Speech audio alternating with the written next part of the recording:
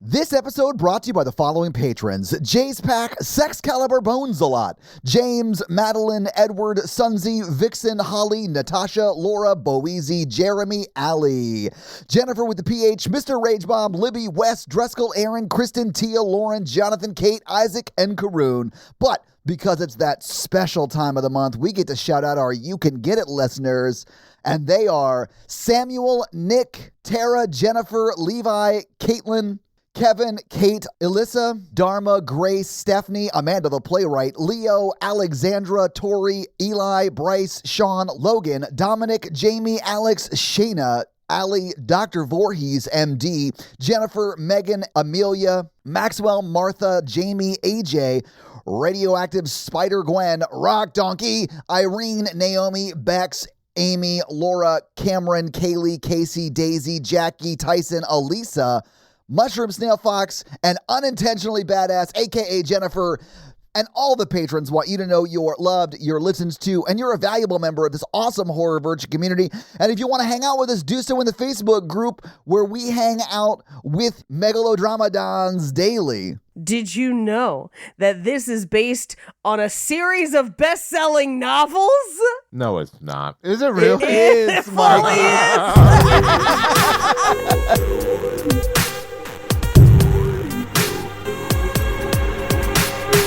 My whole thing is, I know that socialism and communism is big in China, but do they force you to space apart evenly when you wade in the water with your floats like that? Thank you for tuning into Horror Virgin. I'm Paige. I'm Mikey. And I'm your horror virgin Todd, which means I don't like scary movies, but you guys make me watch them. And this week, we watched, because the listeners made us, The Meg. So was this the first time either of you had seen this movie? All the way through, yeah. It's my second time. Okay. When was the first time you saw it, Mikey? I think I watched it just randomly. Oh, And okay. I was like, oh, okay. Because everybody's like, oh, I love the Meg. Okay, let's just like start swinging, okay? Everybody's like, the Meg. Mikey, if you see the Meg, yo, watch the Meg. Oh, let me DM you. Oh, check out the Meg. And I watched it. And I was like, I don't know. It kind of felt like more like Street Sharks than Street Sharks. That's all I'm saying. Dude, when the shark floated up behind the little girl playing in like the research area, I was like, he is like staring at her. That shark is like looking at that child. I was like, this movie fucked me up in a weird way. I did not like it. Oh, really? I mean, yeah, no, like there were some really scary moments. Wait, you thought this was scary? Oh, there's some really scary moments in this movie. Todd, what? No, Todd. One, no one dies. Two, this looks like aquatic Who Framed Roger Rabbit because the CGI is terrible. I mean, every time that Jason Statham gets in a sub, it's like he's going to underwater Toontown. That's what it feels like. Yep, it does. Every time he got in those subs, I just wrote into my notes, now that's what I call pod racing. I said that when he was going through like the reef or whatever so he could get away from the shark. And like when the shark busts through the reef, it's so ridiculous. The movie's so crazy. It doesn't make it for me. It tries too hard to do what it's doing. And like no one dies. Like Piranha.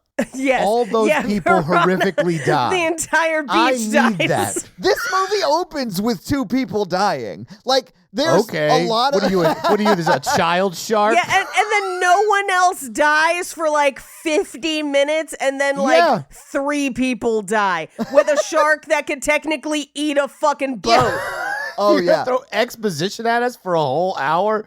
Get out of here. What, you think you're Jaws? No. Get out.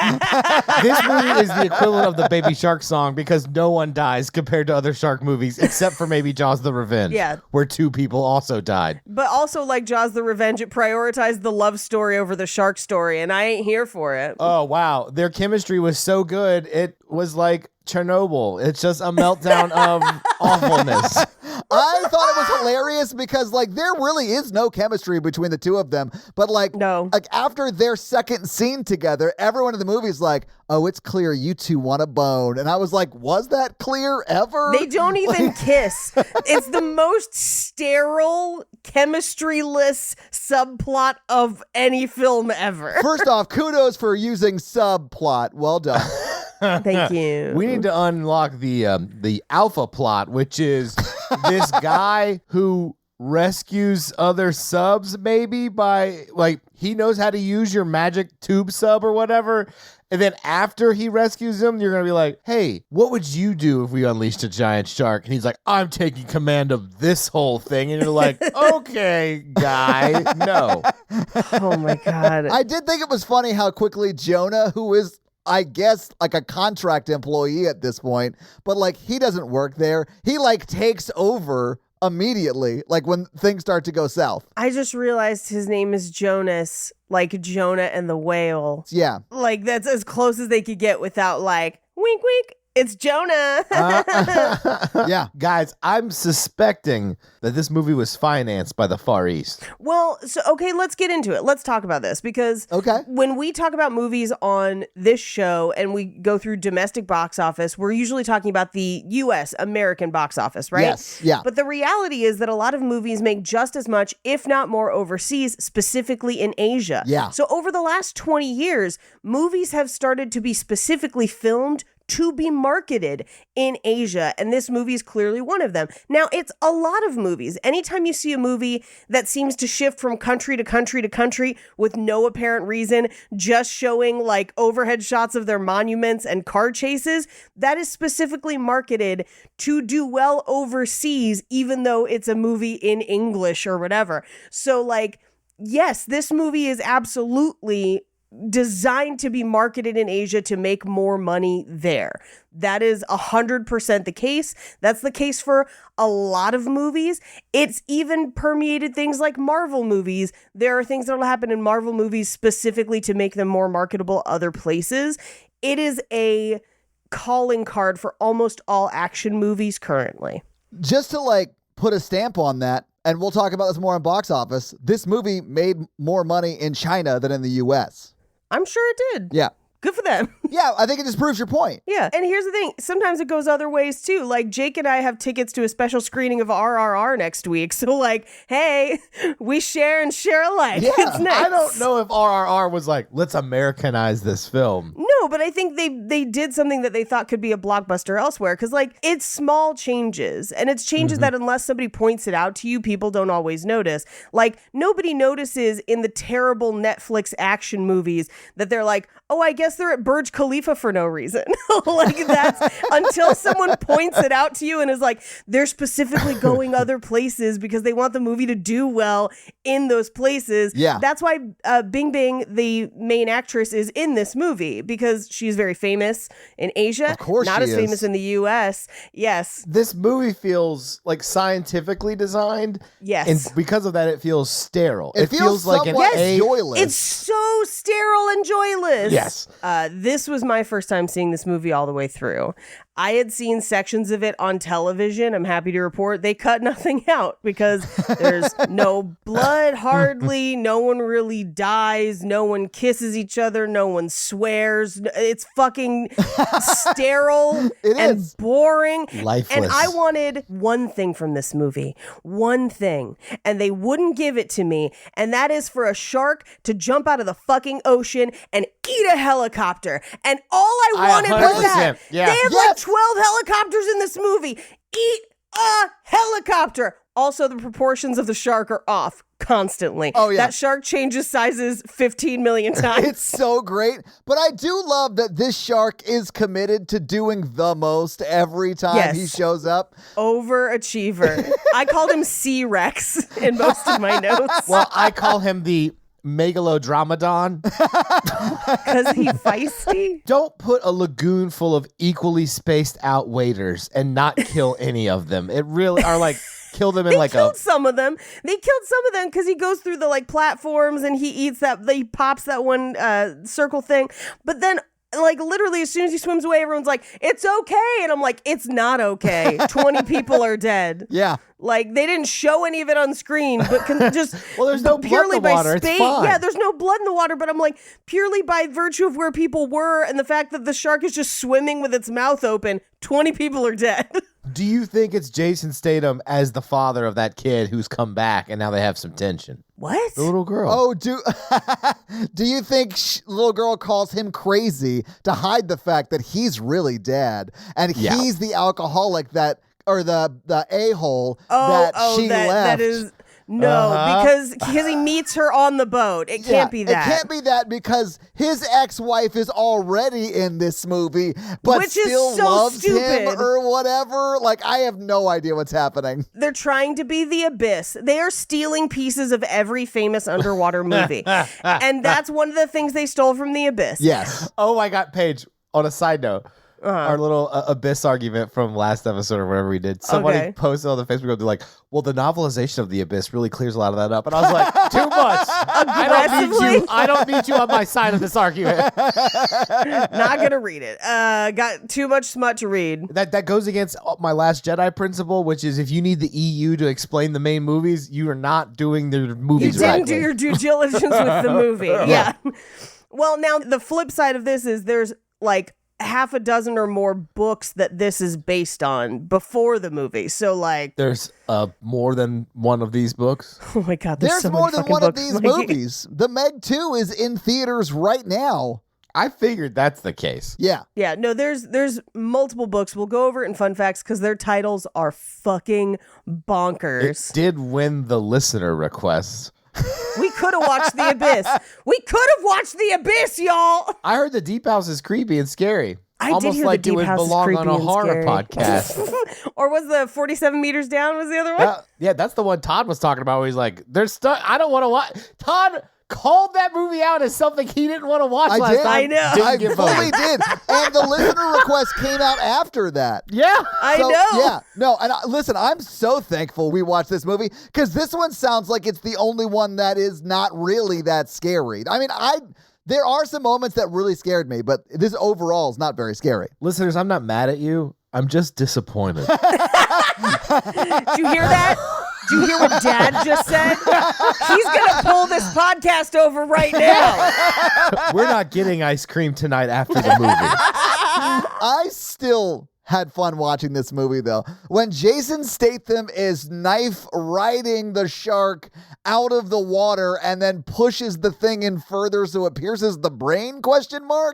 Like, how can you not love that? How can you give me a shirtless shower towel scene of Jason Statham and he doesn't even get to hug the love interest? Dude, He's not interested. He is like, I just want to swim. Like, he's like Vin Diesel with cars. Mikey's Jason Statham impression is spot on.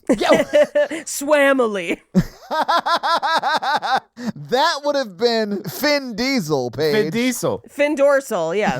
Vin Dorsal. When they try to do, and they do this a couple of times, a slow motion, I'm really mad, dive into the water scene. Hate Oh, it. yeah. Hate First it every off, time. Yeah. The act of diving is too graceful to be like an angry scene in a movie. 'Cause I it's know, like, and "Oh, he's get an him," Olympic and then he's like, diver, so he's And he makes zero splash because he's so fucking good at it. yeah. well, you have to, because you can't be bad at. He's not gonna cannonball into the thing to save the girl. Mikey, fully, would you do that, though? Would you cannonball in just for the I would lulz on your way respect to the save hell out of she- him for cannonballing. Same. That's how Same. you alpha dog a shark. You cannonball in next to it. Yeah. Hey, shark, over here. Sploosh. Yeah. Like, I'm one of the land people, and I'm here to kick ass. this movie is structured crazy. It defies all story structure. You could cut more than an hour out of it, and it would make about as much sense because it makes no damn sense. The whole, like, every time they're like, we killed it. Just kidding, we didn't kill it. Like 4 times in a row. Or we killed it. Just kidding, there's more of them. Just kidding, there's more of them. We're not going to explain how. Or at the end, it's like, we've got a plan. We're not going to tell you what it is. We're just going to be in the water. Oh, all right, great. I wasn't a fan. I was a big fan of the fact that their Roomba had a shark fin. I was like, come on, I loved guys. the Roomba. That Roomba wrote the movie. It's a cameo. The Roomba wrote the movie, so it's a cameo by the writer. Oh, actually, I'll do you one better because this movie went through so many rewrites by so many people who are not known for their great screenwriting. Wow, what a surprise. I mean, it's not terrible. It's just so sterilized. You can't be, it's like, hello, I am a man who kills sharks. Hello, man who kills shark. We have giant shark. Go get. Yes. Yeah, it seems like this movie was written by the marketing department. Yes. Wow. Not the writers. Wow. And listen, this definitely was. Like, as a Right? marketer by 100%. profession, this definitely was. Yeah. We got to regurgitate the funnel to get them into the inflow for the win focus back. group says we need 20% more friends who died in the beginning. Let's do a scene where people we never see again or care about at the time die at the beginning due to like a very logical thing. Frankly, I think this movie is more interesting if in headcanon you look at it like you're stepping into the mind of that Titanic sub guy and this is his delusion of grandeur. I thought about him the entire movie. See? Like he thinks he's Jason Statham. Yeah, he thinks he's the guy that Rainn Wilson paid to develop this thing. Yes. Or maybe he thinks he's Jason Statham. One of the two, I was like, this is what he was going for, 100%. Yeah, it's called hubris. Like, that's all that Yeah. is. But yeah, but this movie is fully just like ticking clock to ticking clock to ticking clock. Like, it's one moving set piece to another, you know? There's no like getting to know any characters, anything really. It's just like, oh, we got to do this thing immediately. Oh, thank God we did that thing. Oh, shit, we have to do this other thing. Oh, my God. Oh, Immediately. Oh, God. Yeah. There's never any character development in between those moments. There's no pollution. Even the pollution looks clean. There's also, when characters die, other characters mourn them as if they have these lifelong friendships that we never see. We have no idea. Like, we've barely seen two characters talk, and he's like, you go that way, I'll sacrifice myself for you. And I'm like, really? Oh, when that happened and they wanted me to have like this emotional moment, I was like, save the doctor. We need him. I know. I was like, and then when he died, I was like, I mean, that's fine. Mac was an asshole. No one's going to care. And then they're like crying about it. I was like, oh, I guess they liked him. But these are like coworkers. This is like me in the ocean being like, oh no, Sandy from finance is drowning by a shark.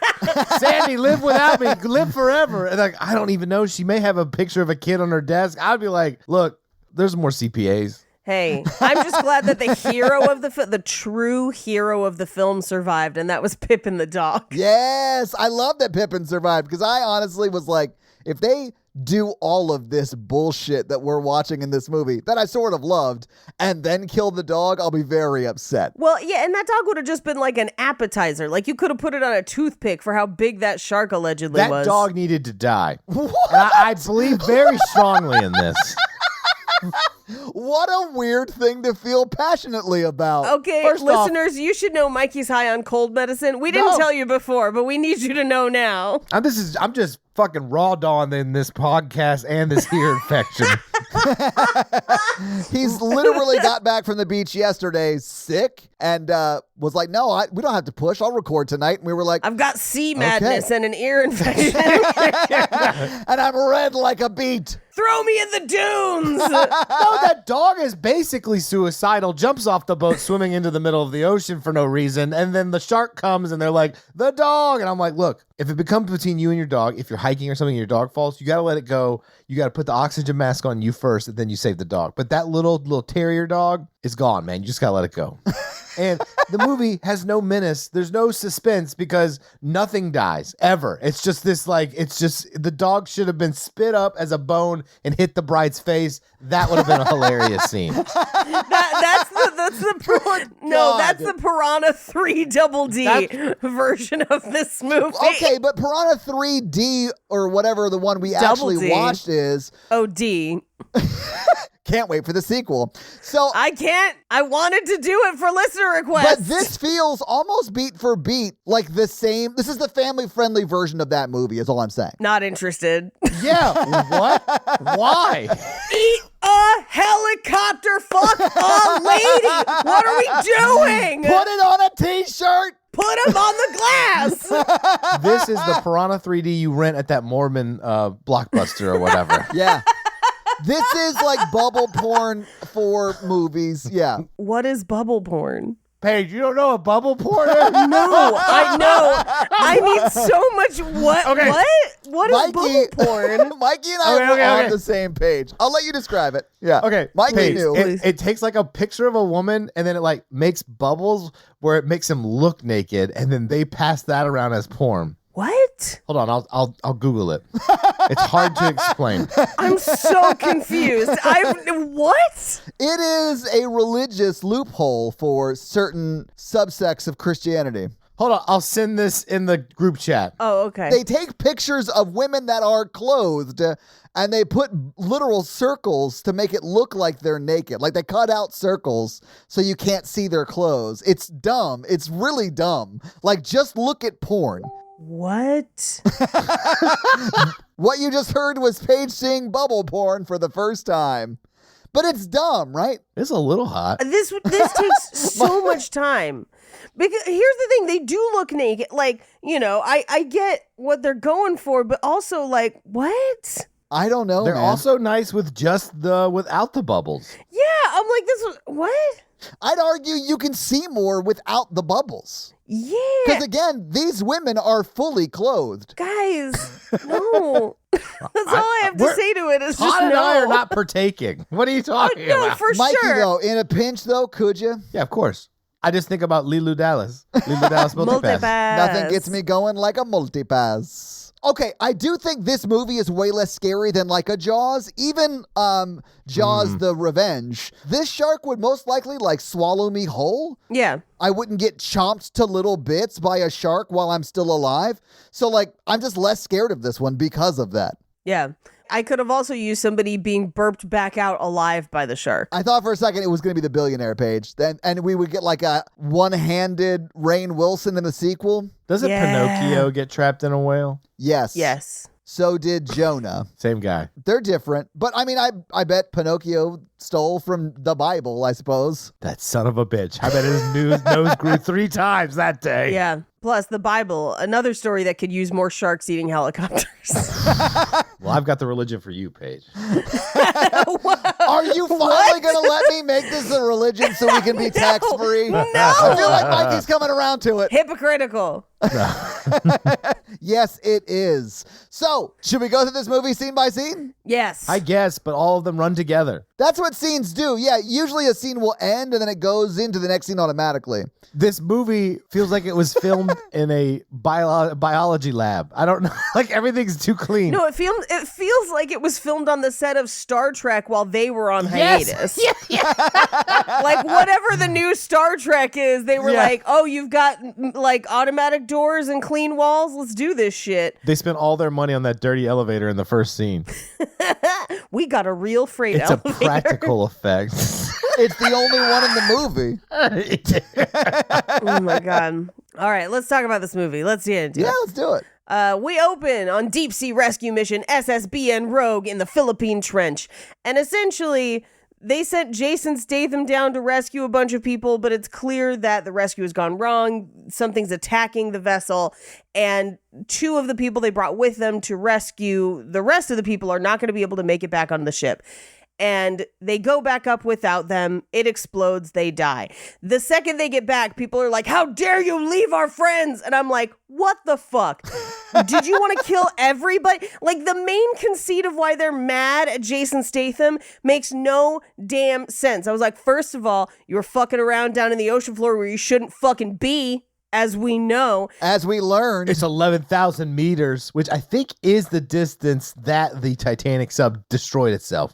Mikey, they go way deeper than that in this movie. Twice. Because they, like, this is deeper than the Marianas Trench. This is, like, deeper than you could ever go. Oh, that makes sense. But it's fine Yeah. because they have a small, like, glass bubble that they're floating around in. That Sure. polycarbonate, it doesn't break. Oh my God. They have to hit you you get hit in the head with explanations more than people get killed by sharks. If you hit me in the head with a shovel, maybe this movie would make more sense. And anyone who goes down there for a like dangerous rescue mission obviously has some understanding that they might not come back. Yeah. Like that's the reality of the situation. But when he comes back, they're like, you only saved 11 out of the 13 people. Go fuck yourself. I know. Like, what?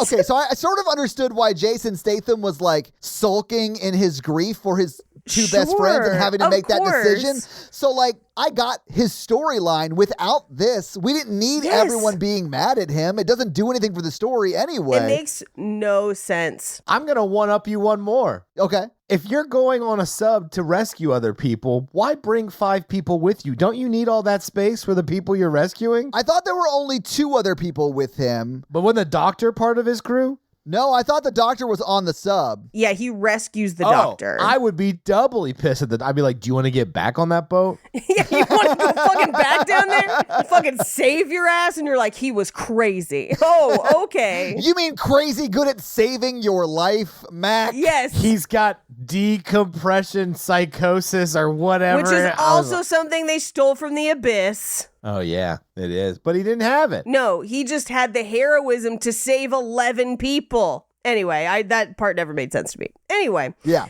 So we cut to 5 years later in Shanghai, where there's another crew clearly doing like the same mission in the same place, because apparently they don't fucking learn their fucking lesson. Okay, so I got the impression that the sub was military, and that's when the military learned about it, and of course didn't tell anybody. And this is a civilian-funded effort into exploring the same thing I think the government was secretly doing. And that's why Dwight, the billionaire, is like getting off the helicopter at the beginning to like introduce us to the whole research station. Todd, that plot makes way more sense than what they show us on the film, which is nothing. Oh shit, I got that from what we've seen just this far. No, because none of those people are soldiers technically. Almost all of them end up in the movie for the rest of it on this other billionaire team. So unless they hired the entire team that almost died. That's true. No. Yeah, you're right. This is just them investing again and going where they shouldn't fucking go, because the seas are a lawless land. Well, they are in international waters. Yeah. But I'm glad I made up that side story because it made it more interesting to me. Honestly, that side story is kind of the Abyss. That's also true. Because they do send soldiers down in the Abyss. God, I love the Abyss. They're like, you know what? Kyle Reese was such a good space marine. How about he be an underwater marine too? An aquamarine. Yeah, squid. Anyway, Rainn Wilson lands on essentially like it's 200 miles off the coast, sea base thing, underwater research base. Yeah, it looks like an oil rig out in the ocean, honestly. And then they like land on the top of it and walk down to what is more or less a service elevator. Yes. Into a green screen studio. Here's the thing. I don't know how much of it is green screen versus how much of it was like, according to the Prime Directive, the Enterprise has to let us use their bridge. Like no, that. I mean, like the only things that are green screen are like outside, right? So like they were definitely in like a sound stage. They're not underwater, like no, at all when they're in that thing. No, yeah, of course. Every window is green screen, essentially. Yeah. Like, yes. That's what I meant. Yeah. Yeah. But Rainn Wilson is like, oh my God, yo, I gave you guys billions of dollars and now you built a thing in the ocean, seascape, let's go. And so he goes down into the freight elevator. Honestly, I want to see Rainn Wilson redo this scene, but do exactly what you just did, like in the same cadence, and like he's a high school cheerleader. Like I want that so bad. I want them to remake Sequest DSV with Rainn Wilson as the captain instead of Roy Schreider. I would watch that every day of the week. Hell yeah. I got to go back and watch those. Those are so good. I loved that show. Yeah, it was so dumb. Loved it. Anyway, he tries to greet them in Mandarin and says, you meet Candle Egg, Nice Skull. That's fun. That's the movie's one attempt at a joke. I think it's just trying to set up the billionaire as like, aloof. yeah, he's an idiot. He's a billionaire. Oh, I thought it was trying to set up of like, this movie's for everyone. Ha ha ha. They don't speak our language. But we're going to force all of our actors to speak their language the rest of the movie. Because here's the thing.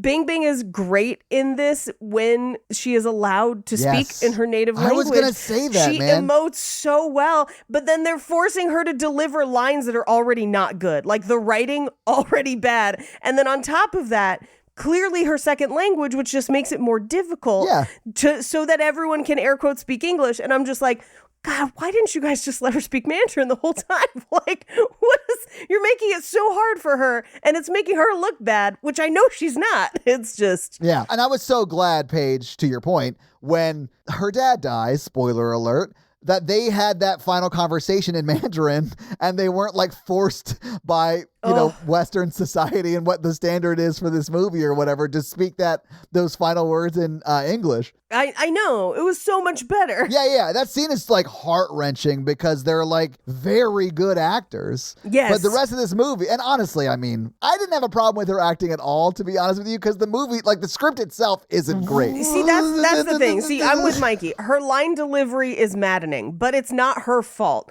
It like, I will defend her in this. She's not the problem. Yeah, because she can act, man. That scene with her dad proves it. But that every scene where I'm supposed to believe that she's into Jason, not so much, which is the vast majority of the scene. I think that is a director issue, not an actor issue. I think that's both a director issue and a script issue. My main thing is the script issue because the dialogue in this script is not good, just in general. Yeah. It is very stilted.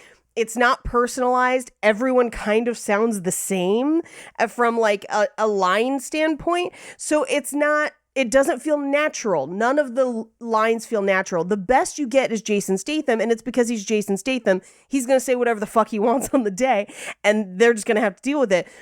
But for her, she's having to deliver these lines, first of all, in English, right? So hurdle number 1. Yeah. She has it harder than everybody else. Hurdle number 2, they're not good. So when you got Jason Statham in his native language trying his best to make them sound good and it still doesn't sound good, how much harder is it for her? Like, that's why when she finally gets to speak in her mother tongue, where I'm sure they can't really control the cadence of the lines as much as they would in English, it's great because like she's clearly emoting and acting and having a good time.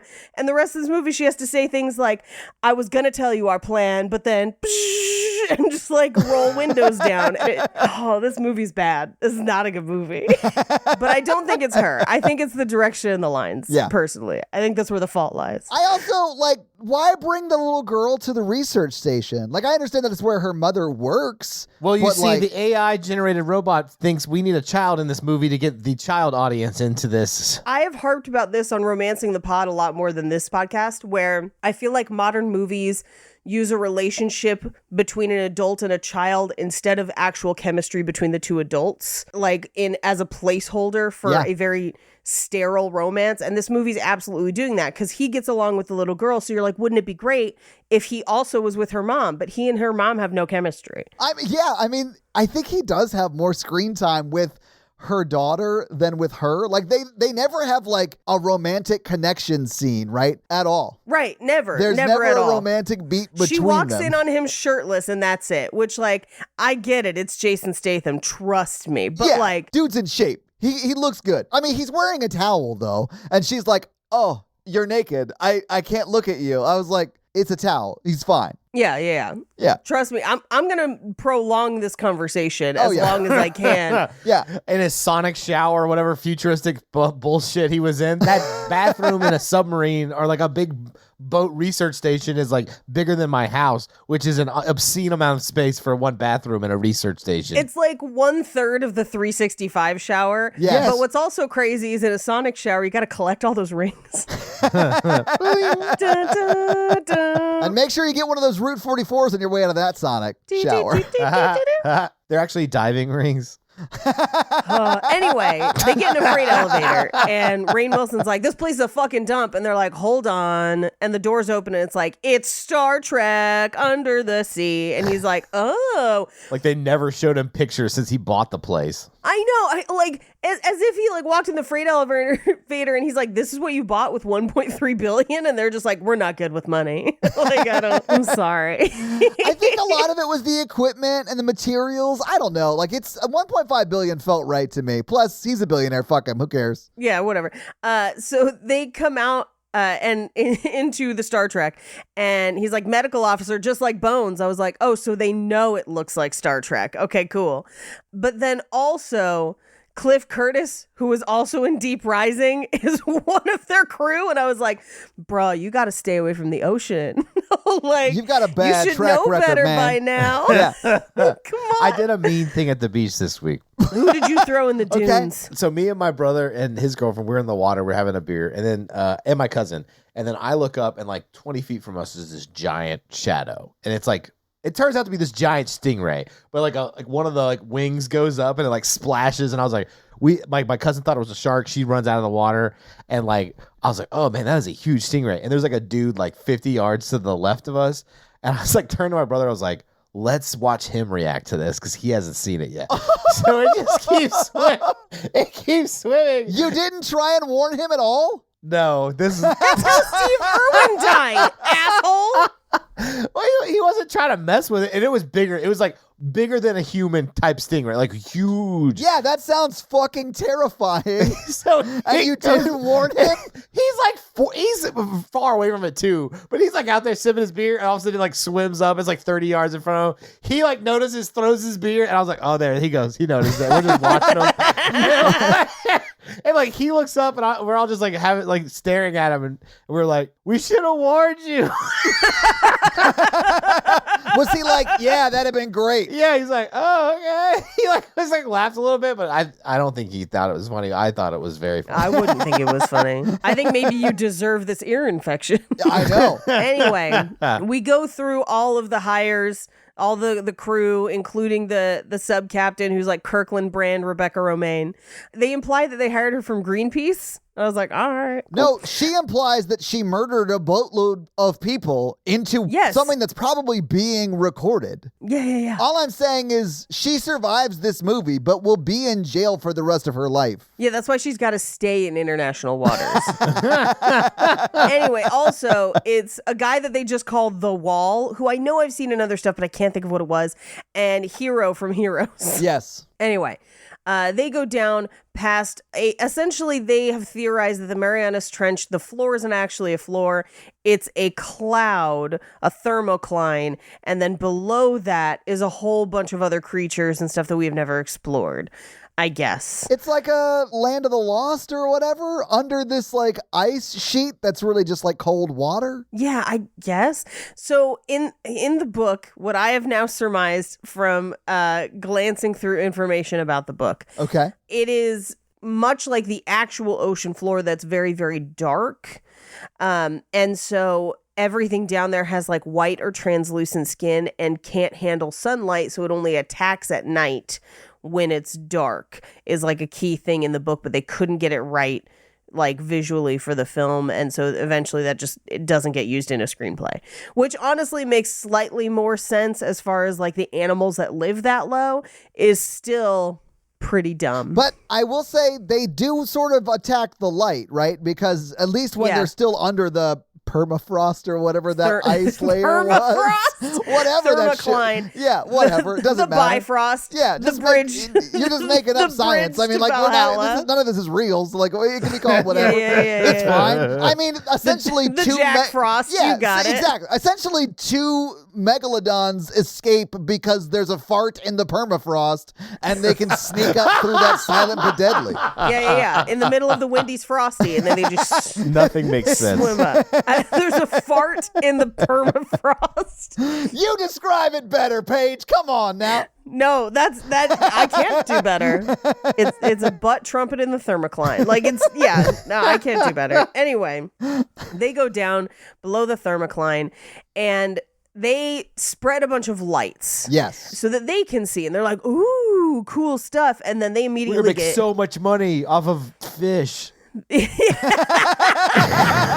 gonna make so much money. Different kinds of sushi, Mikey. When we come back up and are like, there's stuff down there, people are just gonna hand us money.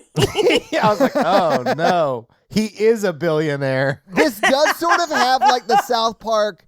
We're gonna go below the permafrost. Something profit. It's got like that vibe to it. Yeah, it's so stupid.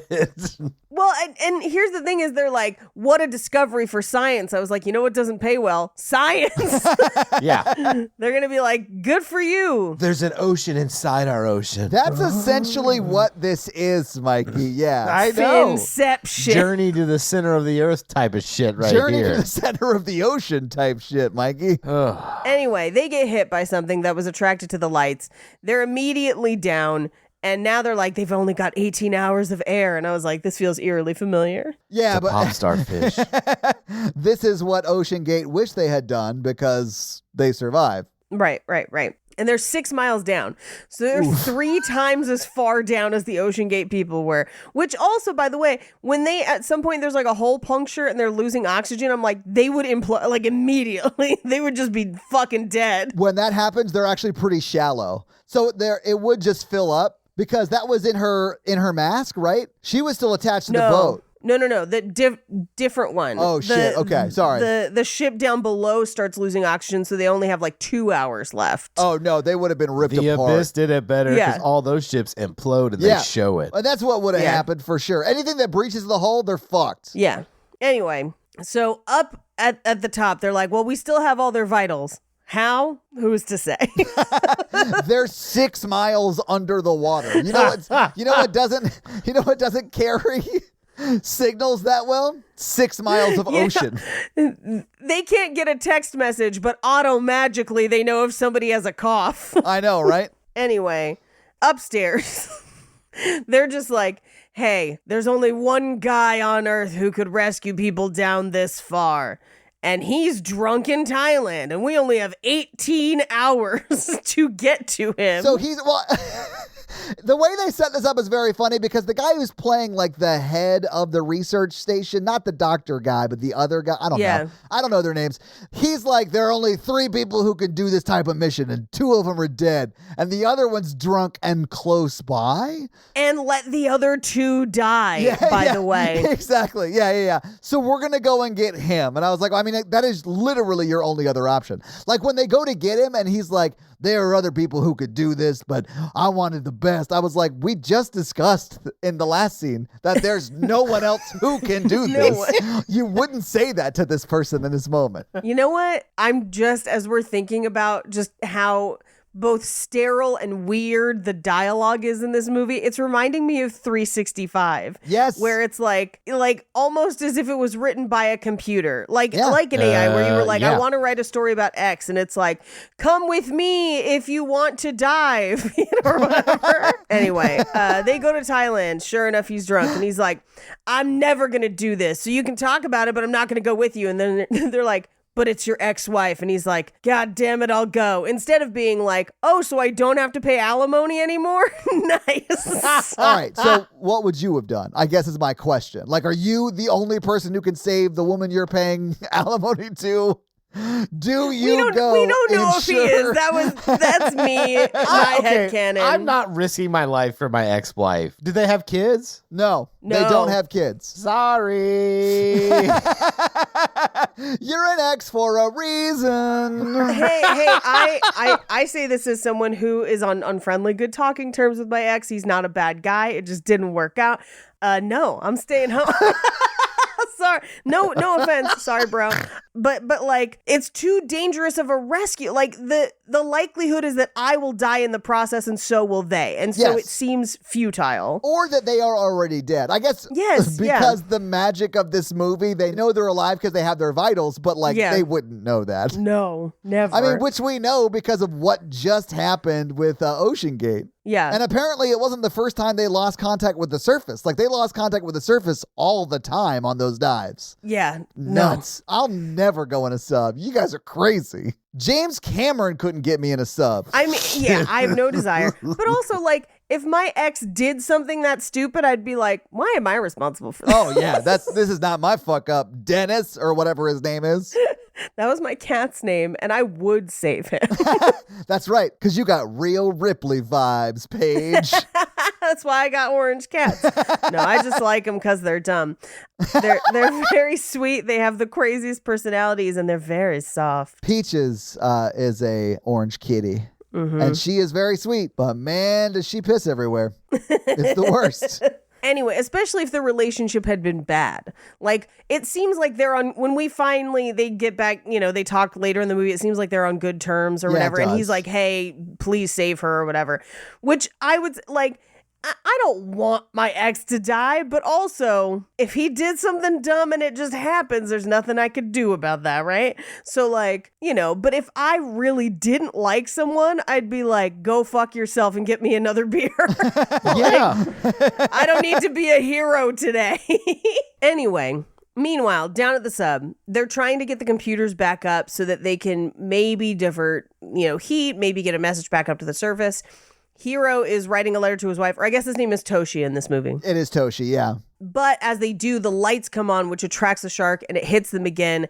And his ex-wife falls on a screwdriver, which stabs her. Ugh. They do the right thing, though. They don't pull it out. Did you see that? Yeah, they don't pull it out. That is the right thing. Keep it in. Yeah, just like she accidentally fell down and fell on that dick, and that's why we got divorced. Right? Imagine if it was like, well, she cheated on me, and so that's your, If she cheated on anybody in that research station, who do you think it was? You mean cheated with anybody in Yes. that research station? Yeah, with. Sorry. Yeah. I know who it is. I want to hear your theory. DJ. Think so? Yeah. Okay. I'm going to say the doctor. That's why he really hated him while they were rescued. He's getting rescued. So he gets rescued by the guy who's married to the woman he's having an affair with. Oh, Mikey. You're like a Lachey. And I love that about you. You're like so relationshipy evil. Controversial statement. Okay. It was Jax. Actually, there is a shot that might imply that they're in a relationship at the end. So yeah, headcanon, like that sort of makes sense. Yeah, but I like Mikey's version better. Full Lachey. Just full speed ahead to Lacheyville. You killed those men because you're psychotic. That's why your wife's fucking me. And you're like, whoa! Whoa! You said do no harm. He's a doctor. But I can't wait for the next season of The Ultimatum where Jax and his ex-wife go on together. Yeah, just in a submarine.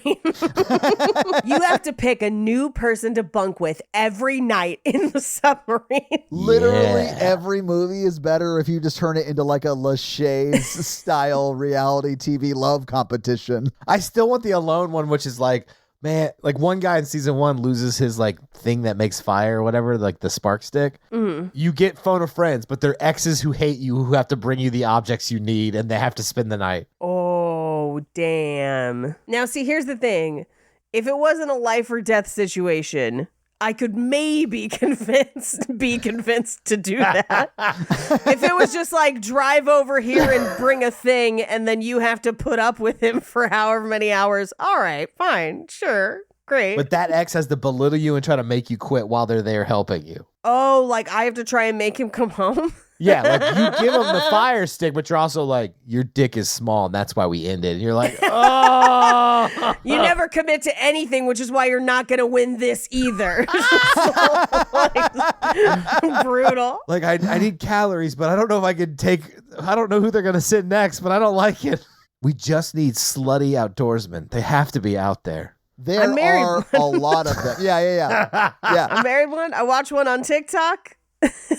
There's that Alaskan place with the lumberjack show that everyone constantly sends me gifts of. By the way, I've seen it 150 million times. Anyway, he decides that he's going to go help them for reasons. But now they're leaking oxygen, so they only have a couple hours, AKA they're dead. They're absolutely dead. Well, they're leaking oxygen because they turned the lights on, and that's when they learned, oh my God, it's attacking us because the lights are on. So they that's where we learned that. But yeah, Paige, the second the hull gets breached, they're fucked. Like that water would, Yeah.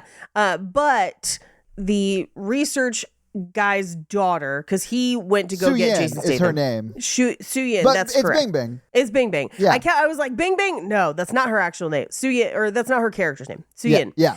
She decides she's going to go help them because she knows they only have a matter of time. So she's like, I'm getting in this little pod thing. She goes down in the pod. Those things are cool as shit, but they would not survive at that depth. They look like they belong on Naboo. They do. They look Yes. exactly like the Naboo fighters from the first prequel movie, except That's underwater, correct. and because they have like not a gyroscope. Like the Gungan ships. Yeah. So You got to be using the Boomba Jaja. Yeah, like...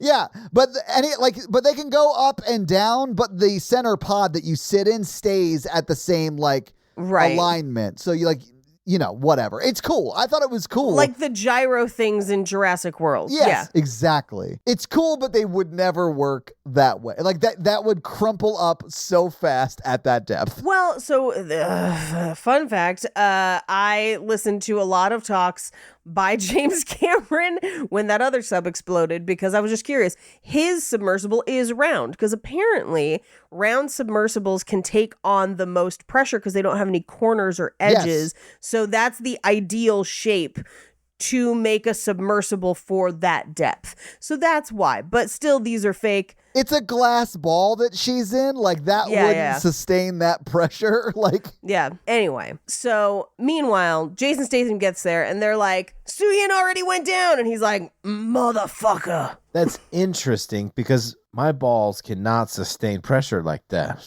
It hurts. That's why your balls shouldn't go diving 6 miles down into the Marianas Trench. Or as we would call her, your ex. I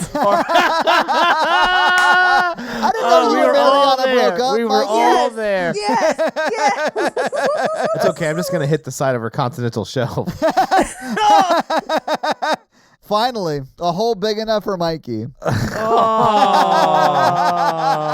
You know, they say that submersibles should be girthy to withstand the pressure.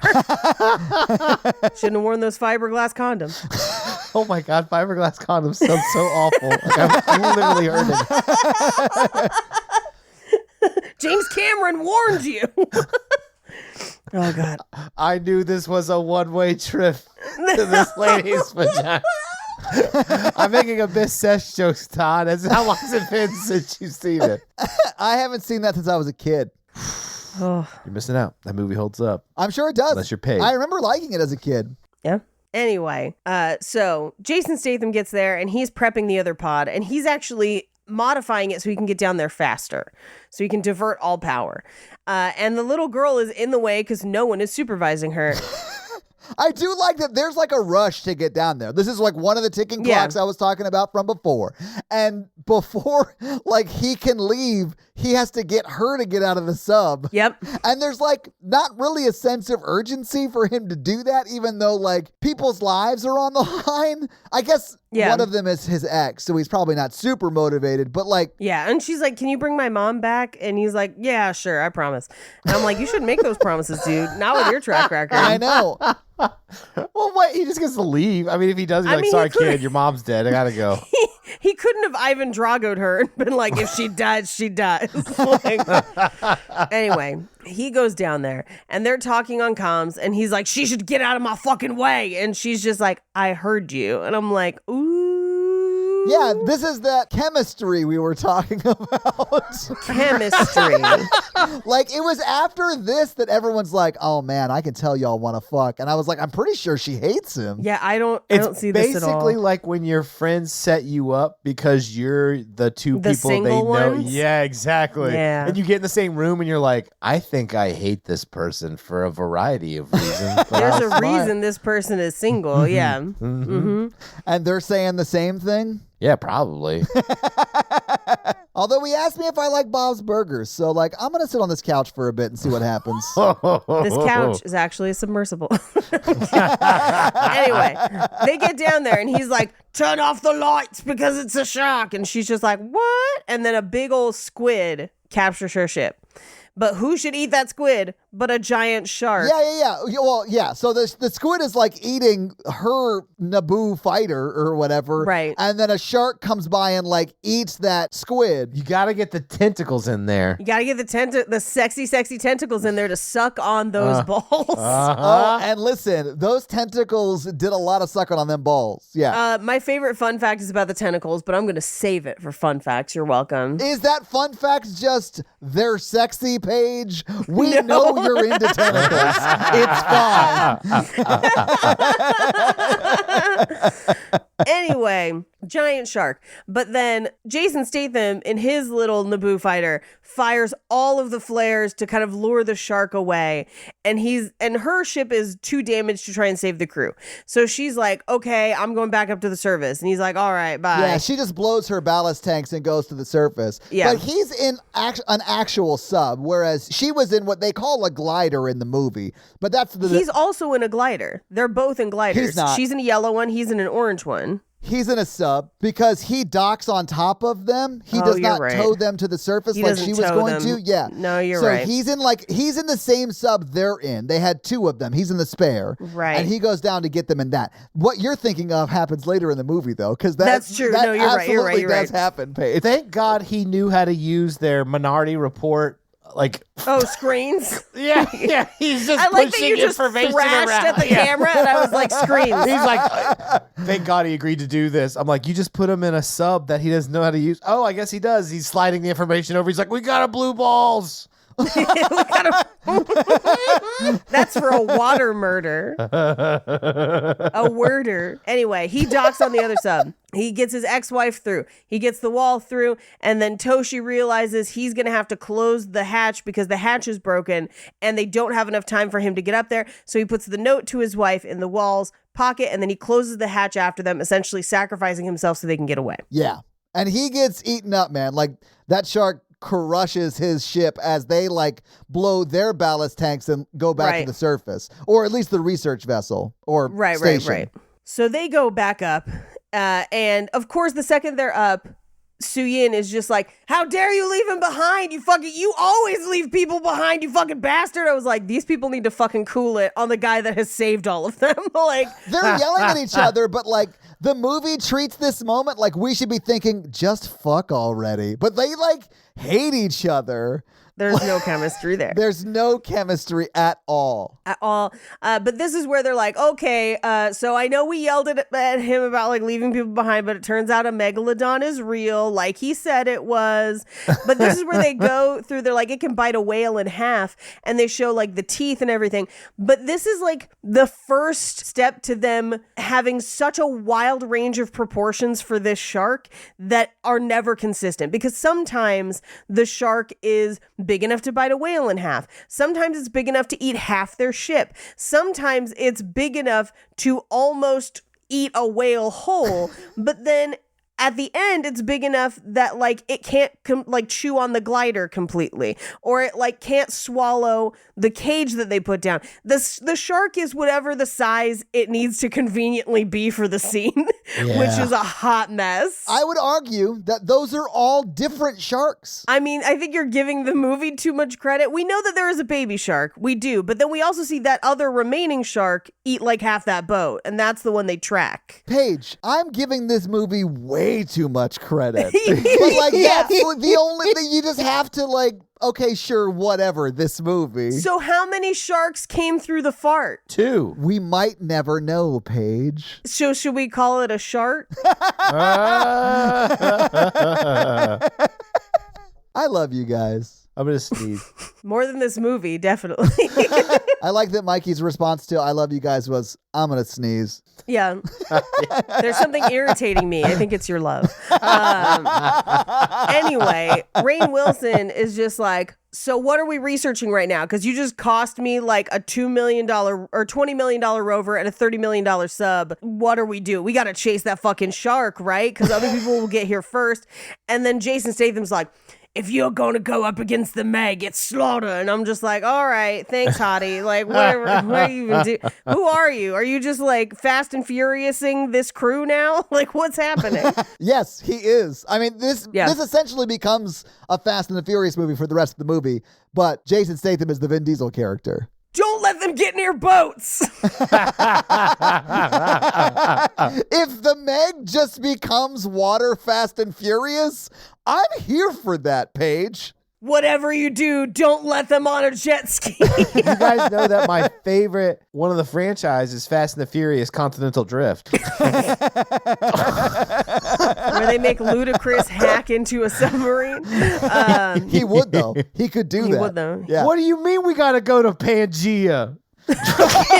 Pangea? Are they going back in time? Back in time. Let's get Huey Lewis on the soundtrack, and we got a hit, baby.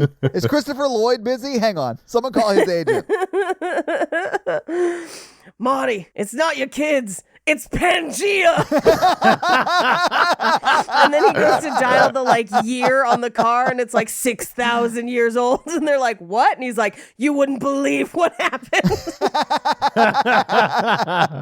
I love that Paige thinks Pangea was 6,000 years ago. No, I don't. That's why I'm saying, I'm like, wouldn't it be hilarious if Back to the Future was like, we're going back to Pangea. Also, this is now a creationist movie. Yes. Did I tell you about the time I went to the Creationist Museum on my drive to LA? Which one? There's multiple. I think it was in Arizona somewhere, because it was in the desert. And it was hilarious. I was like, these dumb people have put so much thought into the make-believe. You've got to spend the full 40 days in the desert to get what you need out of it there. And take some ayahuasca.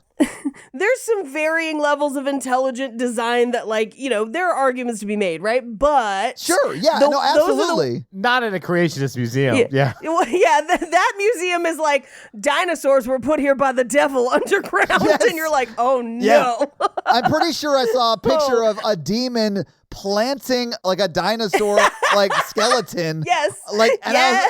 It was amazing. But fossil fuels are evil, so I don't really know where I fall on this. Yeah. We got to get to Pangea and find out for sure. They're making it hot, Todd. You know what else is hot? No, I get it. Hell. Where demons come from. Hell. Listen, even a broken dogma is right twice an era or whatever. Yeah. Pangea. Anyway, Pangea. Anyway, back to this movie. The little girl is walking around the aquarium tube. They have, you know how every aquarium has that one tube where you walk through and you're like, fish are swimming by you or whatever. Yeah, it's the best part. Yes, I'm fully aware what the best part of an aquarium is. Anyway, so she's walking around these tubes, and this is where she sees the shark Roomba. Very fun. But she's playing with an iPad and a little mechanical rolly ball thing, like a ground drone. Yeah, it is. And the Roomba really is just shark shadowing for later in this scene. Yeah. Because she drives this little ball around until it hits something, and then she walks over to pick it up, and then we see the shark orb up behind her, and it's pretty creepy. It's in front of her. She's facing it because she drops the ball and then it just bites on the tube, and she's like, there's a monster and it's watching us, which is the creepiest line in this movie. Yes, it is. Whoever wrote that, they should have had them write the rest of the script. Well, it was 7 people who wrote that line. Oh, yeah. 7 is a conservative estimate, sir. Oh, but boy. Of course, the shark, as it bites, it rocks the whole research center. So everyone comes running. Su-Yin is like, oh my God, where's Mei Ying? So she runs down.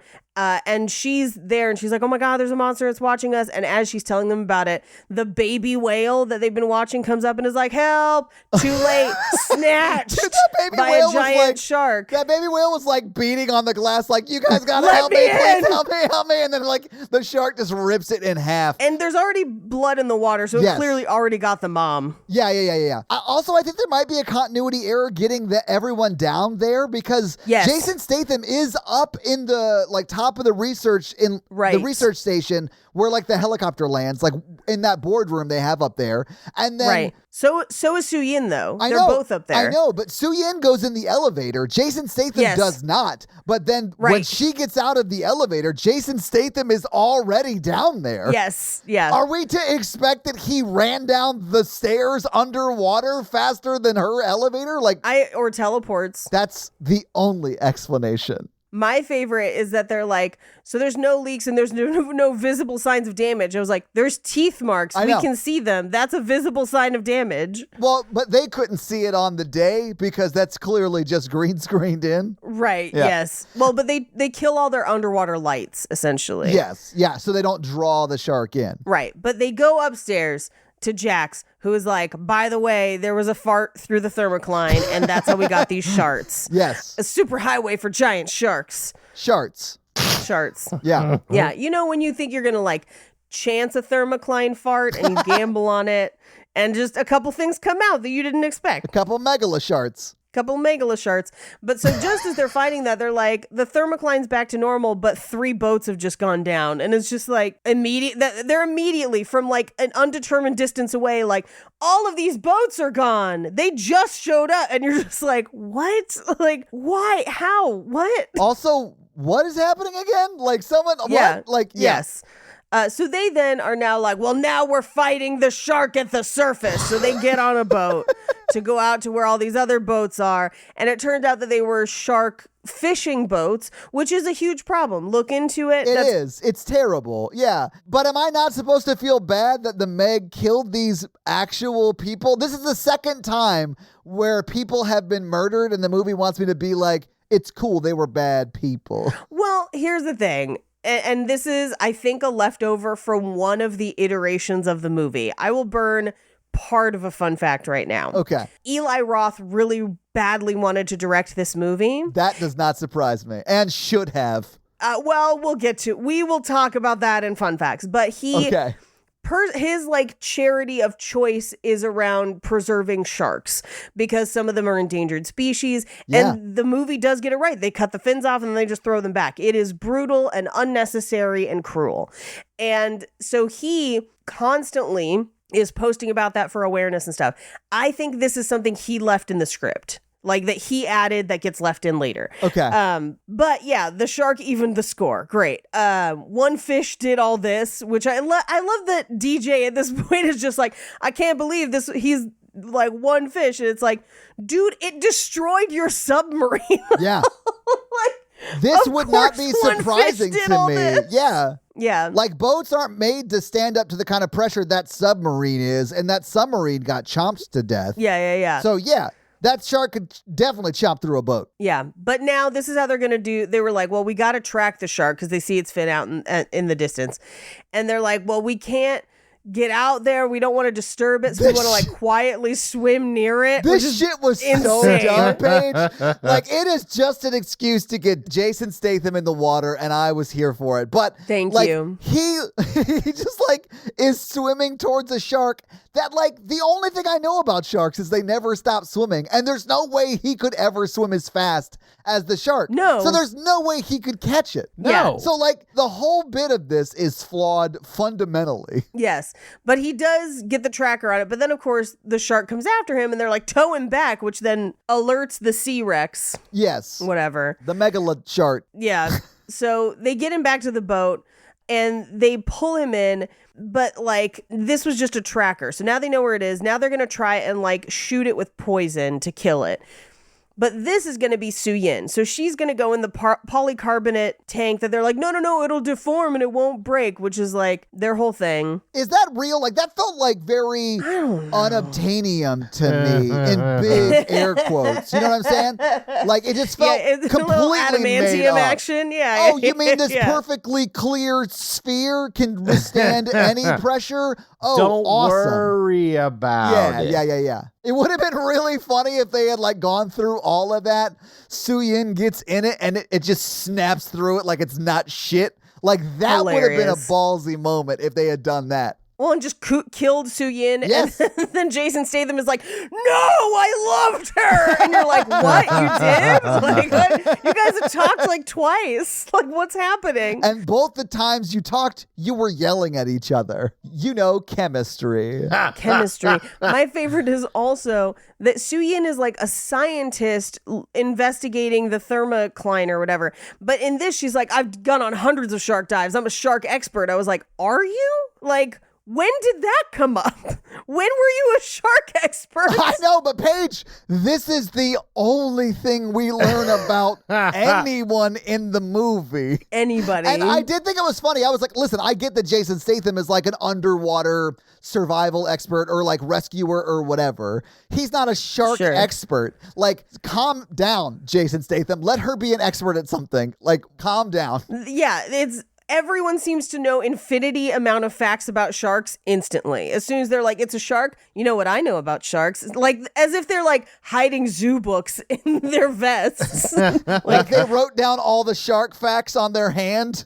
Like they have a Yeah. shark test at school and they're just looking down at it. Well, that's like my favorite is DJ at one point. It's like, sharks do this and this and this. Don't y'all watch the Discovery Channel? And I was like, yes, but also why do you remember why does anyone remember? I have watched Shark Week every year for the past 20 years. I couldn't tell you much about sharks other than that they always swim and they have multiple rows of teeth. That's all I got. There you go. Yeah. That's all I got.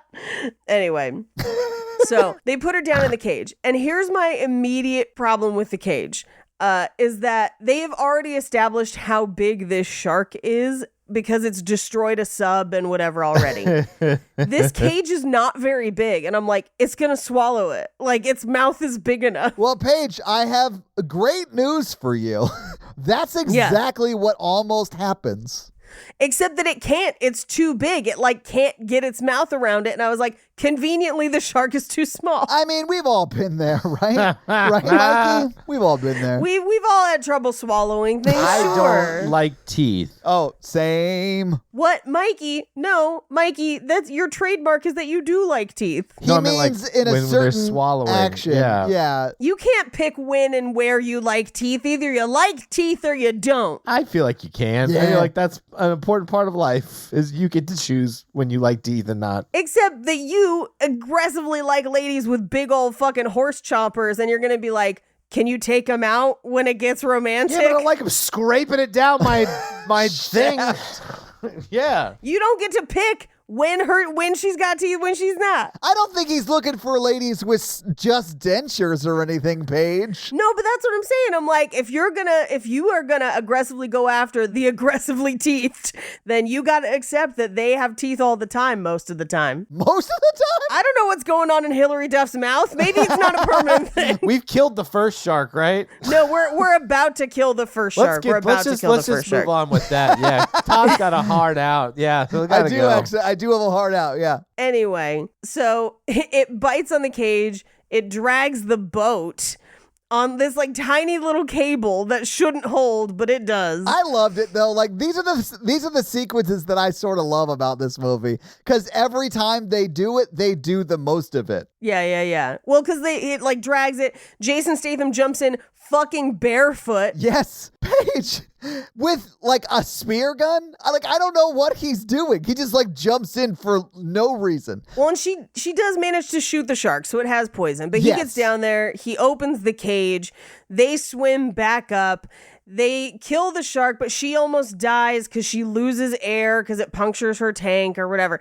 So she wakes back up. She's not dead. They've got the dead shark. They're taking pictures with it. You skipped over the scariest part. There are so many sections of it. What scary part? No, seriously. Some of this movie really scared me. When she's looking through her mask, which is where she's getting her oxygen from, and they show that POV and she's quickly turning to scan for the shark. That shit really terrifies me, man. It's so scary. Yeah, and you guys didn't even clock it. It's not even scary for you at all. That's so funny to me. I have no idea what you're talking about. Because it's perfectly made for a jump scare. It's POV, quick camera turns, and then the shark is there. Yeah. Well, yeah, of course the shark is there. It's been there for 20 minutes. So scary. It's so scary. Scared the shit out of me. Yeah. I don't know. I guess I'm of course there's a shark there. It's always. Yeah. The whole time. Anyway, they killed the shark. They have it hung up and they're taking pictures of it, but they accidentally let a guy, they let the wall fall into the water, and who should come up out of the water? Yeah, they scare him because he puts his head near the shark and they move it. Yeah. But so he falls into the water. Who should come up to just eat him and half the boat? But the actual megalodon. It's one full motion, right? So it's scoops him up like he's Jonah. Right. And then in that same jump, grabs the megalodon that's hanging on their boat. Right. And then just crushes the boat and the boat sinks. And tips the boat. Yeah. Because the Charlotte sinks. But this is my thing. It was that shark is so huge. It could eat multiple cars, things like that. But then later, when Jason Statham is fighting with it, it's a fraction of the size. Yeah. It's got to be multiple Megs. # multiple Meg. Multiple sharks. That's why they should, instead of the Meg 2, it should just be Megs. Megs with a $sign. With the $sign. But then the third one should be Mathreegs. God, these AI sharks that we've created as toys that got loose in the ocean, oh, they're terrible, Paige. Yeah. But they do a great little dance. They do. Anyway, everyone is now scattered in the ocean, so they kind of get everyone onto the remainder of the platform that hasn't sunk yet, including Soo-Yin's dad, who is actively dying, but Jason Statham has kind of saved him. Yeah, when the boat sort of tips over, one of the lifeboats that they have, because there are two, falls into him in the water. Like, we see it. It hits him really hard. Like, it eventually kills him. Right. I'm assuming it was just like internal bleeding or something. Yeah, something. But they kind of start loading people into the lifeboats that they can kind of get to. But Jax and the doctor are too far out in the ocean.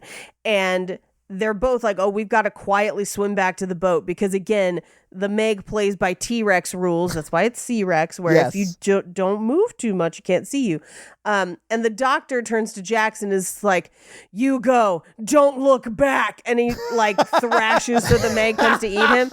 He starts flailing about like he's a child that doesn't want to leave the pool, but his mom is like, get out of the pool. Eat your bologna sandwich. Yeah. Oh. You need more sunscreen. Yeah, Mike, you needed more sunscreen. I didn't burn, man. I feel good. You still look red as hell, dude. Red as my tan, bro. Yeah. But here's the thing. With the size of the shark we have just established, if he goes to eat the doctor, he's gonna get Jax also. Like, they could never outswim that shark, even no matter how hard they try. No, but that shark just gets Mac, who's the doctor, and leaves Jax alone. But also, I was like, do we really need Jax? Like, no offense to Jax, but I feel like we're gonna need a doctor. And they're never clear on what Jax does. Oh, no, they are clear on what Jax does. And what they do is insane because of how young they are. They supposedly designed the ship, the research center, the gliders. Right. But then are also a hacker. Well, yeah, conveniently a hacker when they need a hacker. They're Doogie Howser PhD. CHD. It would have to be that kind of a situation because they are too young to have accomplished that much. Like, it takes so long to design and engineer all that shit. Well, and here's what's crazy. If that is the case, for the person who designed everything, they have precious little lines in this film because they're barely in it compared to the researchers who were like, well, I'm the head researcher. I know. They're also not the best actor in the world. No one in this movie is the best actor. Todd, what? Yeah. The stuff you're arguing about in this film it's weird. What do you mean? You're defending this in a weird way. There's some really fun stuff in this movie, Mikey. I feel like Piranha is more fun. Piranha's way more fun. Deep Rising was way more fun. But when Jason Statham and the Megalodon jump out of the water and he shoves that thing further into its brain and then they start to fall down separately, I want someone to paint me that and send it to me. I want a Renaissance style painting of that. That's how high a level of art that is. I'm not mad at you, but I'm disappointed.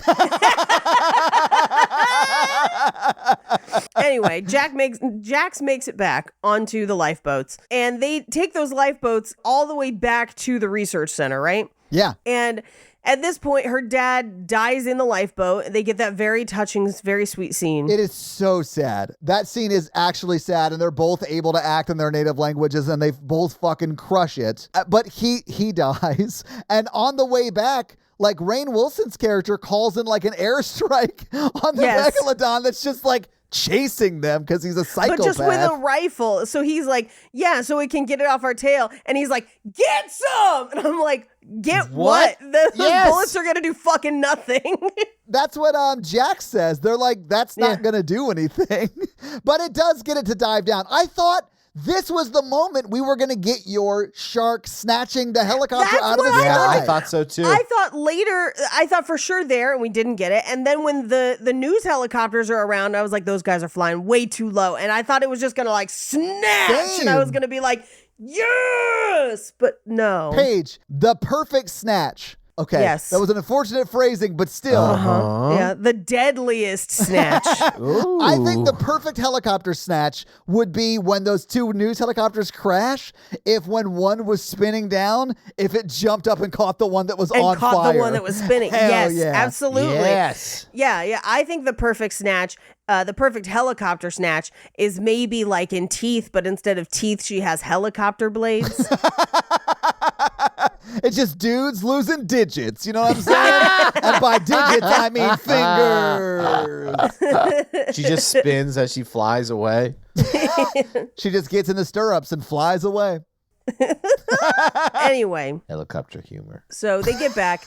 And at this point, I looked at the time on this movie and I was like, there's 40 minutes left of what? This movie is all over the place. Yeah, this movie is 2 hours. It's long. It's like Richard Curtis, the creature feature. Well, and I'm like, we have almost killed this shark 4 or 5 different times. We've had a bunch of different plans and we are nowhere, and we have not gained any ground. Yeah, it's like trying to save for a down We payment. have just lost like one guy. Yeah. It's just, I mean, it really is like just we're jumping from one set piece to the next set piece. yeah. But most of the time, people don't die. Yeah. No, everyone survived. They're like, I can't believe that didn't work, and we lost another boat. Let's try again. Yeah. Yeah. Anyway, we cut to later that night where Jason Statham shows up at Soo Yin's quarters, I guess. And then just in my notes, I just have knock, knock, here to make you less sad with my penis. But then nothing happens. He just is like, how's the little girl? And she's like sad. And he's like, well, that happens when grandparents die. Like,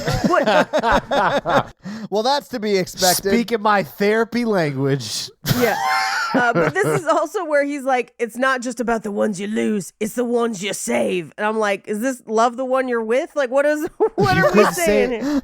How did you save Grandpa? He was old. Yeah. I think she says that to him because he says that to her later. And that's like the emotional beat before he, quote, sacrifices himself or whatever. Air quotes, emotional. Yeah, whatever. Yeah. It's not the ones you lose, it's the one you save. Chalk it up as a value meal. Anyway, so Rainn Wilson at this point is like, I've informed the Chinese government and the government of Thailand. They're sending 2 destroyers to take it out. So it's out of our hands. And I'm going to close this until it's killed. So everyone's going to evacuate tomorrow. And everyone's like, oh, good. At that moment, I was like, holy shit, someone actually like called the authorities to take care of this. Like, I understand like why, I don't know. Let's just move on. We'll talk about it when we talk about what he does, but he's an idiot. Because the very next scene, he's got depth charges, and I was like, is he going to blow up the research center so nobody can sue him for this? I didn't think that when I saw the depth That would be charges, but great. that would have been dark. That That's would have what been great. I thought. Of course, the billionaire's like, people have died, and this shark is like clearly a huge threat to people everywhere in the world. How can we monetize this? Right. How can we put it in a tank and charge Exactly. admission? I was like, what are you, fucking P.T. Barnum? Like, you're not going to use this fish for anything. Kill it. Hey, fun fact, that's where the term jumbo came from, because jumbo was the name of an elephant, and so jumbo-sized things were named after the elephant. The elephant wasn't named after jumbo-sized things. No shit. Okay. That's very interesting. I'm not going to Google to see if that's accurate at all. I read that the other day. That's a Mikey fun fact that might be true. The Mikey might be. But also, I would have been so far away from this situation as soon as helicopter. I'd be like, well, I have no motivation to stay involved in this because this is a giant shark in the ocean. I don't need to murder it. It lives. I live. I go to land. Bye. Yeah, Right. forever now. I'm never not landing. I'm always on land now. Like, that's what DJ would have actually done. Yeah. Yes. Anyway, so we cut to the infirmary where Jason Statham goes to visit his ex-wife because this movie can't either. Soo Yin should be the ex-wife and that should be the same person, like The Abyss. Yes. Or there should be no ex-wife and it's just Soo Yin, because this is this weird, complicated, because no one can ever be mean to each other. No one can not like each other. No one dies. No one falls in love. No blood, no nothing. It's sterile. And so he has this like, what would have been kind of a meet cute with his ex-wife, but she's like, so I hear you and Soo Yin are banging. And you're just like, what? Like, first of all, who told her? What a weird relationship that people would be like, she should know. Like, it made no sense. This scene is ridiculous. I completely agree, but largely because Soo-Yin and him have had no chemistry. They've not at all seemed like they are into each other at all. And I would like to remind you that at this point in the film, they know that someone's coming to rescue them tomorrow, so they have to survive the night against a shark, which means they might still die that night because of the shark. Are you gonna not bang it out when there's a shark on the loose? Give me a break. Paige, yes, fully. Ex-wife or bang bang. All their cabins have ocean views. Oh, shit. Unfortunately, it was Shark Week. That doesn't mean you can't have a little fun, Mikey. Yeah, you can have plenty of fun. Just get some towels. Yeah. We know they got a shower. Yeah. You can't attract a megalodrama. That's true. Are you wait, hold on. So does that Mike. wastewater go out into the ocean? That's Yeah, I the was gonna say, question. are you implying that when people who have uteruses in this research center menstruate, they are, air quotes, chumming the water? And I ain't gonna be chumming them. You know what I'm saying? They're gonna track that back to my bunk. I can't. I refuse to try and make any logical sense out of the things you just said. Irrefutable. Paige, it's science. So Yeah, it is science. No. Also, yesterday, someone sent me a TikTok of a guy that thought people with uteruses and vaginas put pads directly onto their parts as opposed to in their underwear. like you stick it to yourself like a sticker, like a temporary Yes, tattoo? yes. And I was That's how like, this it is a should grown work. human. You should lick it and stick it, and that should be the commercial. No. That's like the guy that tried to invent the lipstick that keeps your pussy lips closed. That's a real thing. He was like, then you could just keep the blood inside and not be gross. And I was like, you have a gross misunderstanding of what goes on here. And misunderstanding of like toxic shock syndrome and like So many all things. kinds of things. So Yeah. many Yeah. things. I don't like toxic women. And I'm shocked that you'd bring it up. I'm septic. I know, girl, we have to end this. That's why I'm leaving you out in front of this emergency room. Emergency room. Yeah. Driving away. No. So meanwhile, Rainn Wilson has gone up in a helicopter and is like, we're going to drop depth charges on this thing until we kill it. I thought this is where we were going to get our shark gets a helicopter. Me too. Well, I thought that largely because every time I was like, it's definitely going to happen. It's definitely going to happen. It doesn't happen. Like, Right. I would argue that if this movie had that, it would be 1,000 times better. Like that, it needed that shot. Also, It needed it. Rainn Wilson isn't in the helicopter. He's in a boat. Yes. Yeah. He's on like a speedboat, and the helicopter is like going to drop depth charges onto it to kill it, and then he wants to like double verify that it's fully dead before they go over to it. And he wants the teeth for his desk and stuff. Of because course. like that is fully what Elon Musk would do, right? Like we Sure, all sure, know sure. that is what he would do. He brought a Yeah. kitchen sink into Twitter the the day dumbest he thing. bought it. The dude's stupid. Yes. Anyway, so he goes out there. They detonate the depth charges, but it turns out it's just a whale, right? I did love that they kill it the first time, and then Rainn Wilson's like, drop another round of depth charges. So Yeah, they do do it that again. and then all like the whale guts just hit that helicopter, and then it shows the helicopter pilot like, yeah, it's dead. It's all over us up here, and he's like Yep. covered in whale guts. That was very funny. Gross. But they go to investigate that whale and they're like, oh no, it's just a whale. And then Rainn Wilson's like, it's right underneath us. And of course it comes up to eat the whale that they just chummed the water with, basically. Yeah, 100%. They were like, hey, come get it. Yeah. Come get it. And I thought for sure It was the helicopter. it was going to take the helicopter. But no, it just takes Rainn Wilson. Whatever. I thought the way he died was great, though. Come on. Like, he's on the whale, and he's, like, trying to climb the whale to get out of the water, and then the shark Right. bites onto the whale, and, like, you're like, oh, it's Next dead. to him. Yeah. No, it's not next to him. It's over him. Well, that's, And then Well, that's the next one, but it bites. that's the next it one. has like a the fake first out, one then is it does next it, to yeah. him, and then it goes over him. But again, there's no blood for either of them, so it's really not that cool. I know. yeah. Really, when it's just, like, on his hand, you see his hand, like, left outside the shark's mouth, but Yes. everything else is in it, but there is no blood there. Nope. It's like he was on Is It Cake? And it turned out Rainn Wilson was Cake. He was Cake. Because there was no blood. And I needed the shark to like toss Rainn Wilson's body up through the propellers of the helicopter. And as it starts to spiral down, it jumps up for seconds. Like just. And that would win the Oscar for Best Snatch. Also, whoever does the Oscars, consider that as a category from now on. Best Snatch. Basic Instinct would have won for sure. I was going to say, I think you're going to get a lot of different entries. And by entries, anyway. There should be at least 3. Sorry. I am not going to continue. I apologize. Anyways, we cut to the research center the next morning. They're like, oh, he didn't call anyone, and there's no evac ship. But then they're like, we're going to team up and go on the evac ship. I was like, why would it still be coming if he didn't call anybody? Anyway. It doesn't matter. Doesn't matter. They get on the evac ship, and they're tracking the shark they like hack Rainn Wilson's thing to track it. I have a question. Sure. It's called an evac ship, which I've always thought was short for evacuation. Yeah. Why are they not just like leaving to like go to Thailand or like the mainland that's like 200 miles away or whatever? Yeah, why didn't they just call? Well, they try to answer this where Cliff Curtis calls people and is like, no one will believe me. And I'm like, you're from a research center. Like, why wouldn't they believe?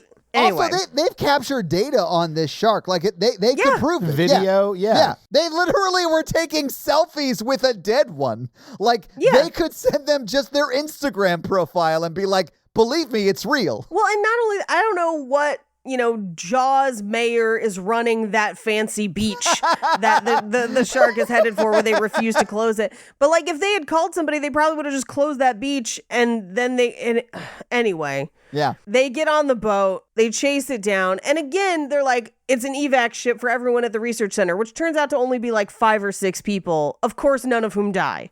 Like, well, this movie didn't have any extras. Like, there's only main cast, and that's pretty much it. Well, the extras are on the beach, so they go to that beach. True. And it's like banana boats, floaties, floating platforms, everything. Equally spaced. This is your 2x2 area to partake in the fun. Do not cross into others' fun area. The shark shows up. I did like that their plan was like, all right, when it gets really close to eating people, let's draw it out to the shallows. And they just like let it attack people. Yeah, they let it attack a bunch of people and Pippin the dog, who, by the way, there's a wedding yacht. Pippin the dog is part of the wedding party. It jumps into the water. The shark. Anyway. The shark doesn't get anybody, it seems. Yes. At least anybody from that wedding party. Sorry. Right. They play whale sounds to lure it away.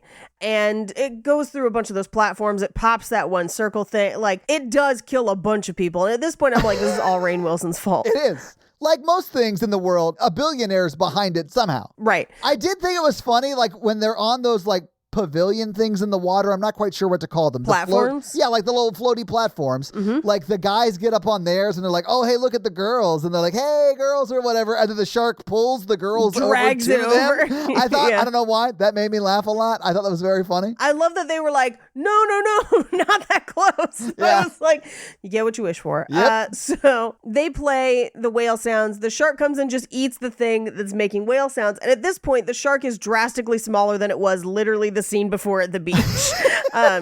But this is where Soo-Yin and Jason Statham get in their little gliders. And she's like, you know the plan. And I'm like, we don't know the plan. Like, you never told the audience what your plan is, so we have no idea. No, we do know the plan. And the plan was, we're going to lure it to the shadows and then kill it. The shadows. That's all they said. The shallows, yeah. There's like a shallow area or whatever. She shows her iPhone with the whale noise and she's like, we'll get it to come to us. Yes. And that's the plan. Yeah. Which I'm like, if that's you're dead. You deserve to die. If that's how little you have planned after the 4 other times you have tried to kill this thing. I did love that she was like, hey, remember that time that baby whale was yelling for our help and then it ripped it in half? Clearly it loves the sound. Yeah, I recorded that. And listen, if there's anything a serial killer loves, it's a trophy. So it's gonna definitely chase after this sound. So ridiculous. So they both end up in the water and they're trying to like lure it and fire at it, and she fires, but it doesn't hurt it enough. And then Jason Statham tries to fire, and his misfires. Why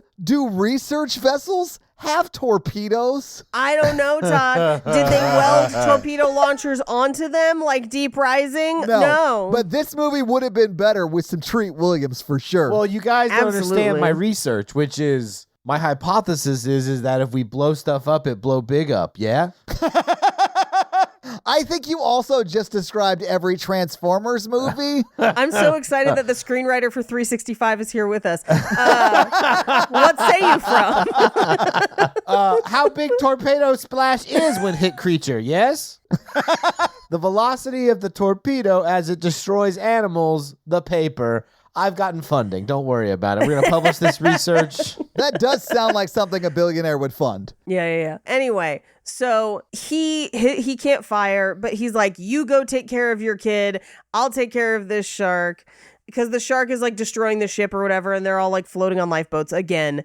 And so he drives his ship under the shark and uses like a shard of his ship to like slice its belly open. It's so dumb. I loved it.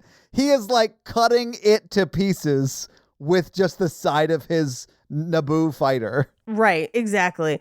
But then, of course, like his ship gets damaged enough that he has to put on scuba stuff and get out and stab the shark directly. Well, okay, so he takes out his diving knife and stabs the shark with his left hand and takes rips literal wreckage off of his sub. Yes. And as like the shark starts to swim away, that's when he stabs it in the eye. And then they both jump out of the water together because he's still like knifed into the shark and holding on. And then right as it reaches the apex of that breach, he shoves the wreckage deeper into its brain, I guess. And then they both fall down like they're dead. And that is what I want as that Renaissance style painting. Like just them falling back to the ocean is so funny to me.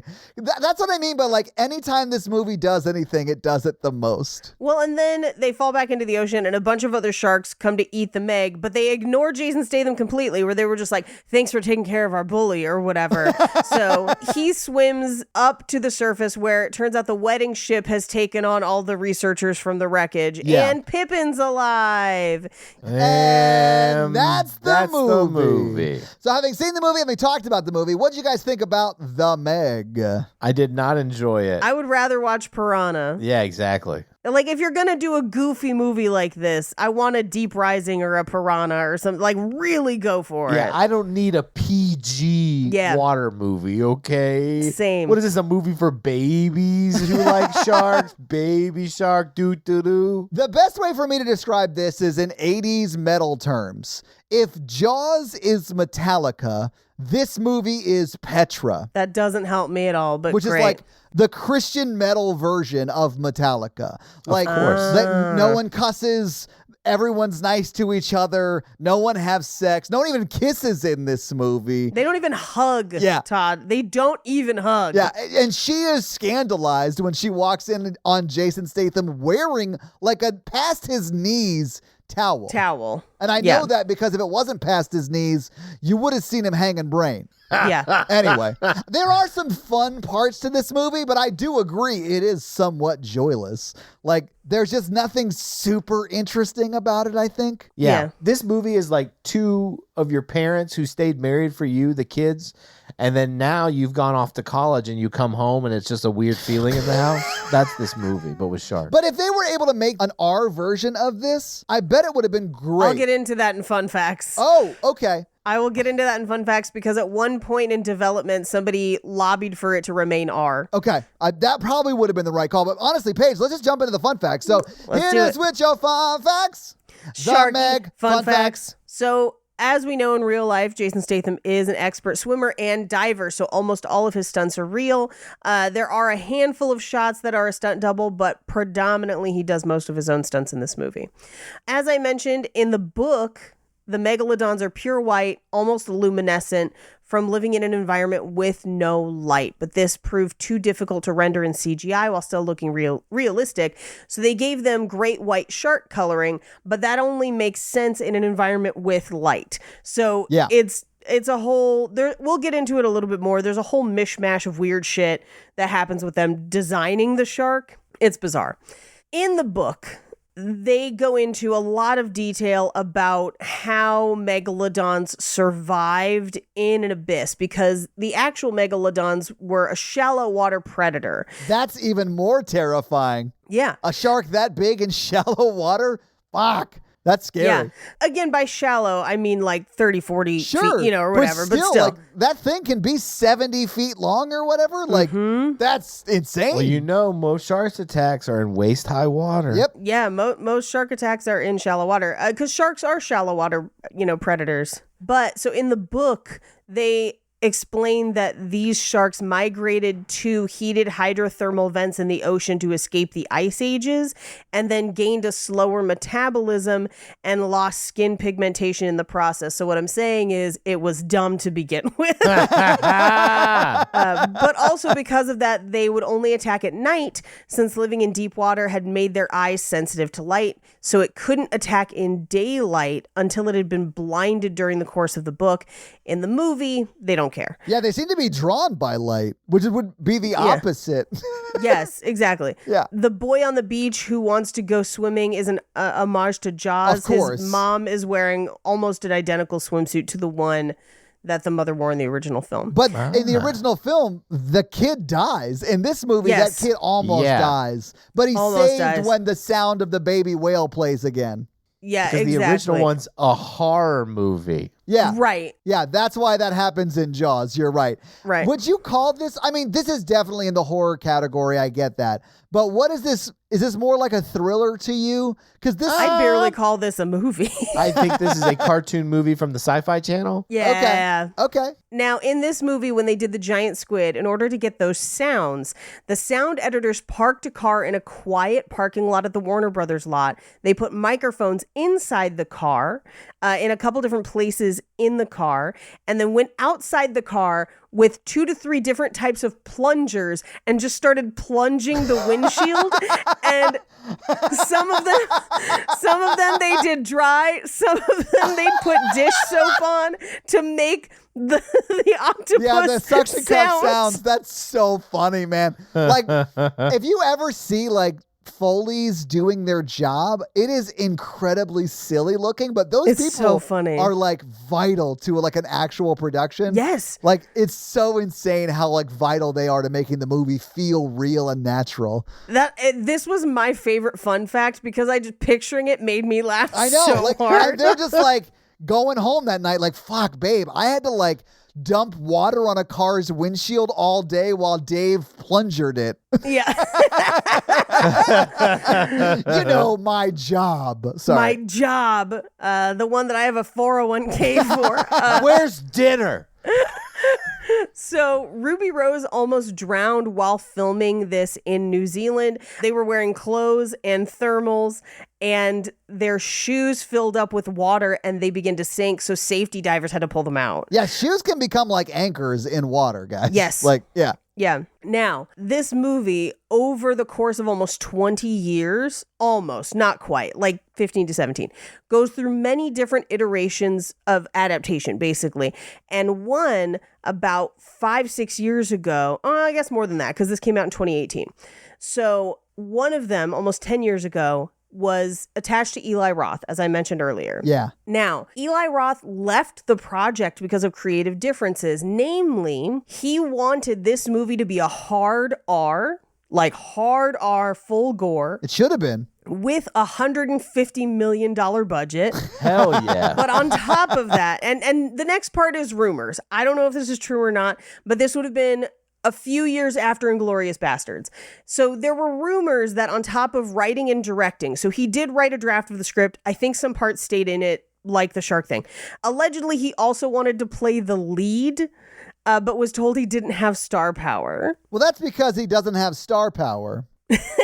I would say that it depends on the movie. I feel like the people who have put him in movies sometimes use him really well. Like, I think he's great in Inglourious Bastards, but like, that's a whole different thing from like also writing, directing all of it and being the lead. That's tough to do. I think maybe that was a wise decision. However, I want the hard R version of this. We would have definitely gotten a helicopter. Oh, yeah. In an Eli Roth movie, it would have been helicopter after helicopter. I would love that. I would love that. That's what I want. Anyway, so as I mentioned, this is based on a book. Now, the book that this is based on is actually from a collection of multiple books about giant sharks. This one is called Meg, A Novel of Deep Terror. But I would like to read to you the titles of the other ones because they are insane. Oh my God, please Yes. do. Okay, so The Meg is the first one. Sure. Then The Trench, Meg, Primal Waters, Meg, Hell's Aquarium, Meg, Night Stalkers, then Meg, Generations, which I have to assume is a reboot. That's the one they go to space, Paige. That's when they go to space. Well, I don't know, because the one that allegedly came out in 2021 was Meg Purgatory, and I feel like maybe that's the space one. But even better, you can buy these in limited edition collectible sets. And I would like to play a little bit of Price is Right for you to see how much you think these sets go for. Now, there are 3 different legacy sets. First, the Meg Legacy Ocean Blue set, the Meg Legacy Red and White set, and the Meg Legacy Black and Red set. They are all the same price. How much do you think they are? And there are 7 in each set. $70. Okay, Todd? You know those bins that you'll find like in like a Walmart that just have like a bunch of old books and you can like dive in and just find like all of these books are $8? Like it's got to be something like that. Well, Todd and Mikey, I will let you both know, and then I'm going to let you guess again, because Meg Legacy Volume 1, just on its own, is $72.69. Get the So fuck again, out. Are you serious? I'm Are you dead serious? How much do you think the sets cost? $500. Okay, Todd? $800? What? I Mikey no. was closer. It's $508.83. Yeah. Mine. That's dumb. Yeah. Well, aren't you an antique book collector? An antique book collector? Mikey, I don't even read. Fully I know. aware. I listen. I mean, I don't know what the audiobook cost is for these, but you might want to look into it. No, Now, absolutely not. one of the other things they did to the shark, in addition to making it different colors, is they thought that shark mouths looked too smiley, so they actually made it more drastic and inverted to look scarier. I think it just looks like it's not a real shark is the only thing it looks like to me.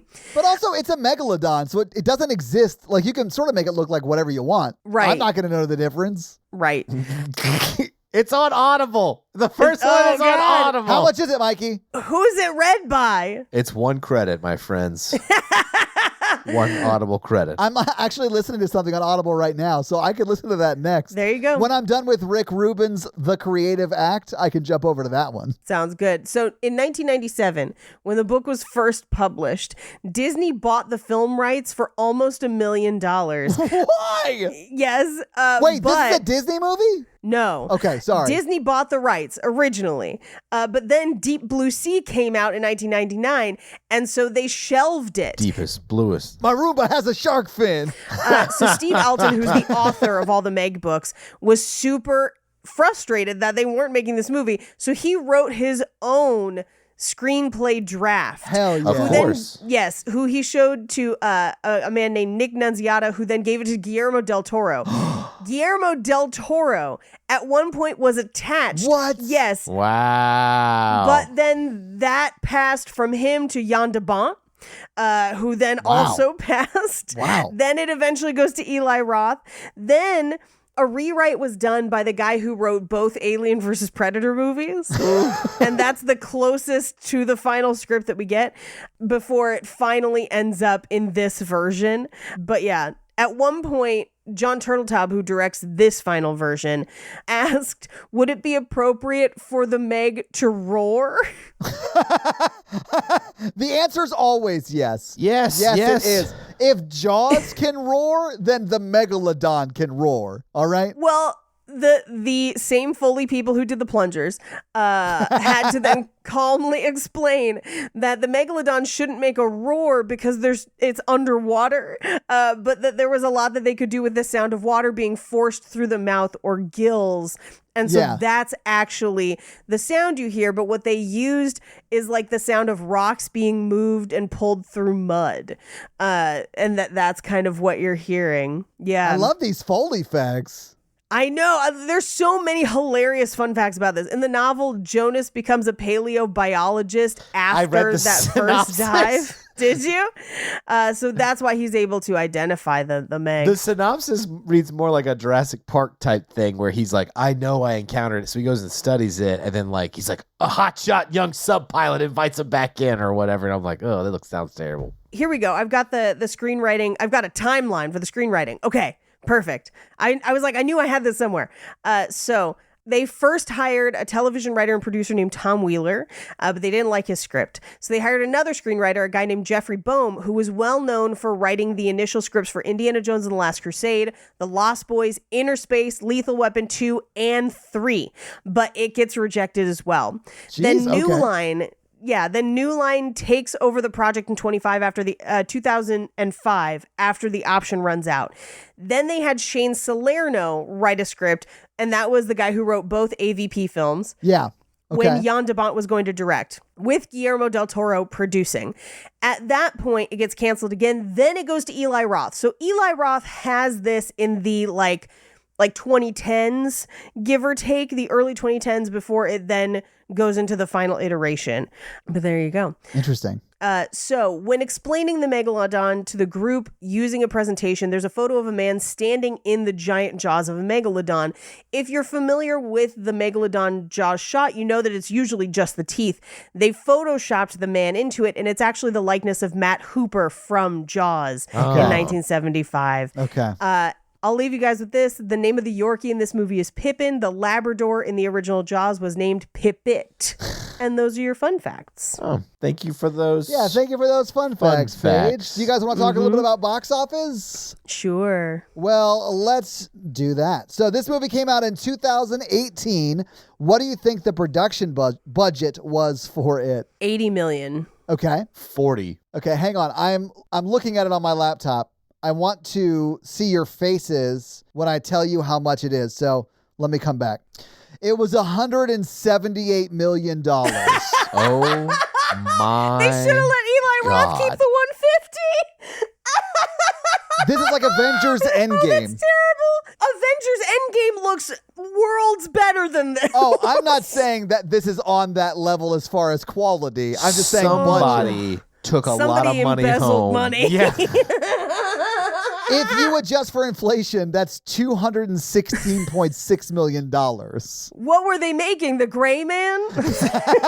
Oh, you mean that movie that Netflix definitely laundered money through, allegedly? 100. Yeah. 100. How much did Jason Statham get paid? $178 million. No, I have no idea. This just makes me want to do, I know Crank doesn't fit on either of our podcasts, but Crank and Crank 2, I would love to do episodes on someday. Hell yeah, let's do it. All right, well, this movie came out on August 10th of 2018. Like I mentioned before, it was the #1 movie the weekend it came out.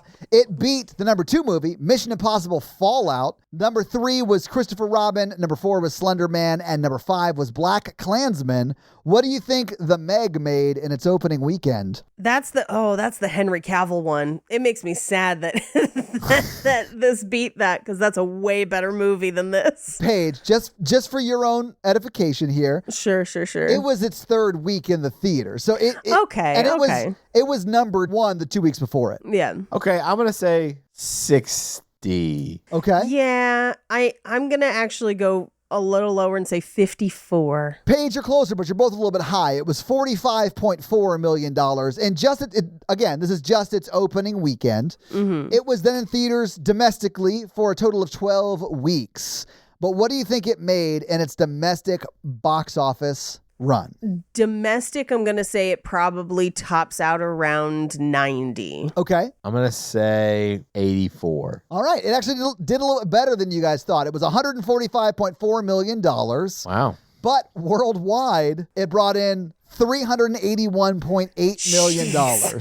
So let me talk a little bit about that breakdown. So domestically, we already said in the US, it brought in 145.4. In China alone, this movie brought in $152.3 million.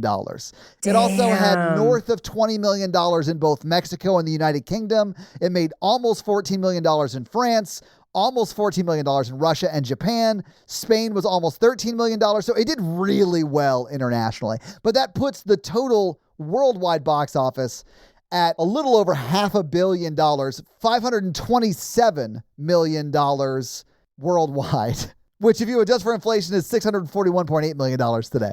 That's insane. It made a lot of money. It was expensive to make though, but it definitely made its money back. Wow. Okay. So that is your box office. So, Mikey, do you want to hit him with that scary scale? Yeah, that scary scale is a scale of 1 to 10 of how scary we found the film today. Our 1 example is Ghostbusters. Our 10 example is Texas Chainsaw Massacre. Paige. Oh, this is a 1 for me. Todd. God, I'm going to give it a 3. Like, there are some really scary moments in this for me. What is wrong with you? Okay. The jump scares, man, they get me. I'm going to give it a 1 as well because it's trash. And that's our scary scale. Tell me how you really feel about it, Mikey. It's the equivalent of the plastic island that's floating in the Pacific Ocean to me. So this week, the listeners made us watch The Meg. What are you all making us watch next week when you change the theme? Because it's a new month, right? It is a new month. Yeah, so what's the new month's theme as we enter September? And what is the first movie? So next week, because it's finally on Netflix, we are going to be watching The Pope's Exorcist. Nice. What's the theme for the next month, though? Dealer's choice. Mikey and I are each, we agreed on Pope's Exorcist, and then we're each picking a movie. So they might not be good. But it might not be bad. I guess you'll have to wait and see. So September, Dealer's choice. We've each picked one, and we agreed on Pope's Exorcist. There you go. And then the listeners will get a request, and then I guess they can just pick anything. I'm going to pick a scary one. I'm in the mood. Okay.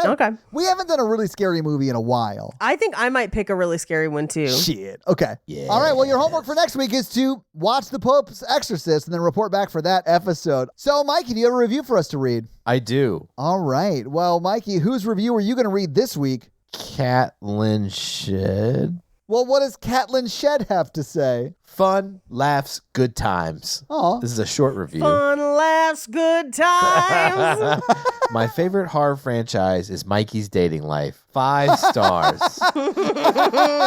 Oh, I love a review that is also a Mikey burn. Burn. Well, Catlin Shed, thank you so much for that awesome 5-star review. And if you want to have Mikey read your 5-star review, leave us a 5-star review. So, guys, if you like this show but want to hear this power throuple on another movie review show about romance and romantic comedies, check out Romancing the Pod, where Mikey, Paige, and I break down and make fun of romantic movies. It's a lot of fun, guys. Check it out. If you want to follow us on social, please do. We are at Horror Virgin or online at horrorvirgin.com. If you want to follow us all individually, you can do that as well. Paige is at Paige Wesley on Twitter or Rampage Wesley everywhere else, including TikTok. Mikey is at mrandolph24 and I am at Todd J. Awesome. If you like the show so much and you want to help financially support it, please do by going to patreon.com/horrorvirgin, where you can get a lot of great levels and a lot of great stuff like bonus episodes, director's cut episodes where they're a little bit longer and you get them actually a day earlier than the regular feed drop. We do a lot of great things like listener requests and stuff like that. So guys, check out the Patreon and help support the show. If you want to financially support me, but not Todd, just look me up on Venmo. If you can't financially support the show, that's understandable. That's fine. But if you want to hang out with us on the daily, join the Facebook group at facebook.com/group/horrorvirgin. We also link it like once a week. So just find it there and join the awesome Facebook group. Literally, we're in there talking every day. It's awesome. And guys, we got a P.O. box. So if you want to send us some love letters or whatever you might send to a P.O. box, it's actually not a P.O. box. It's like a regular street address. It's pretty awesome. It's 6688 Nolensville Road, number 108-34, Brentwood, Tennessee 37027. So send us some stuff. Yeah. And if you want to check out our Twitch stream, we're at twitch.tv/Todd Awesome, where we will be playing horror video games. So if you have always wondered what it would be like to watch me get scared, you can now do that on Twitch while I play these horror games. It's twitch.tv/Todd Awesome, guys. Check it out. It's a lot of fun for you. Not a lot of fun for me. So this episode was brought to you by Tia, and Tia's teenager's been driving her crazy. So how has Tia's teenager been driving her crazy this week? She's got no chemistry with Jason Statham. Oh. I haven't seen Jason Statham in a lot of movies where he has chemistry with the romantic, like the quote romantic lead, though. So I'm not sure that that's Tia's fault. Tia's teenager's fault. He has more chemistry in Spy than probably any movie he's done.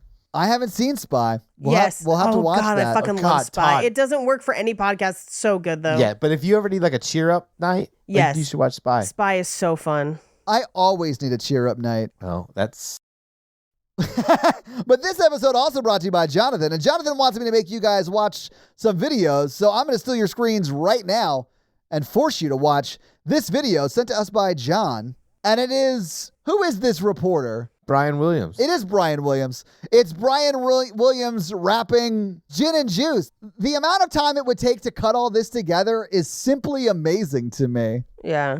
It is pretty funny, though. Like, I'd watch Brian Williams rap if he actually could.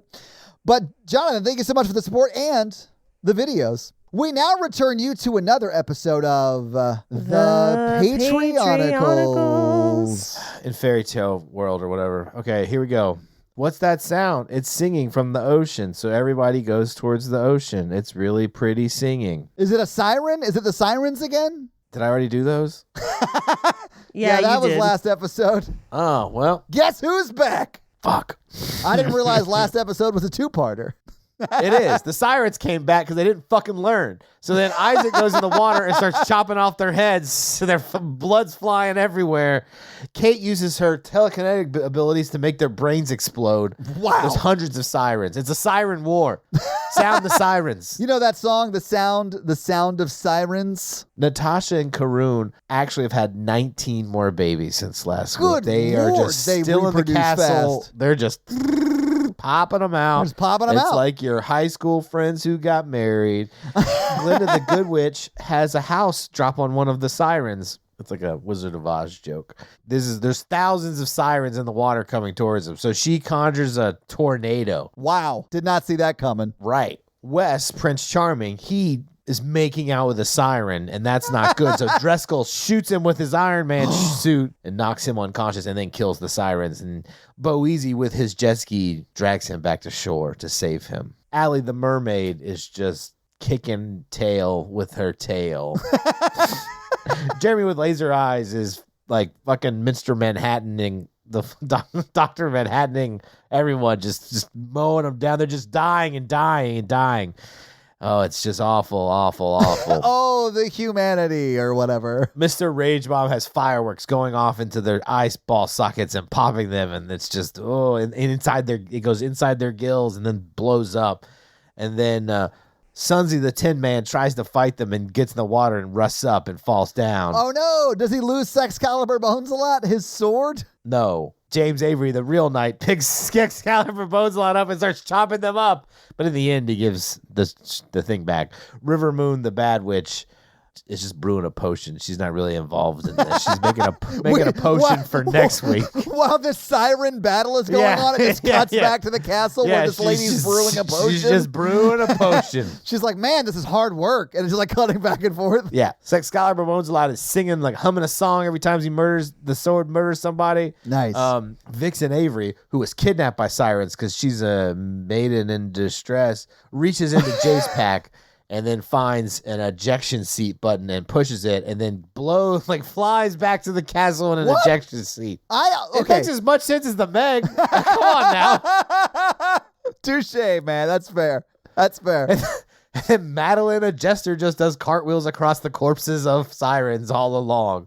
And Libby, the Moon Queen, finally meets the Queen of the Sirens and slashes her throat with her personal spoon, which doubles as a knife. Apparently. The end. Well, I guess I'll have to wait till next week to see if we eventually do save Vixen Avery on another episode of The Patreonicals. That's going to be it for us, you guys. I'm Paige. I'm Mikey. And I'm your horror virgin, Todd. Keep it oogie spooky. Yeah. Have a great week. Bye, nerds.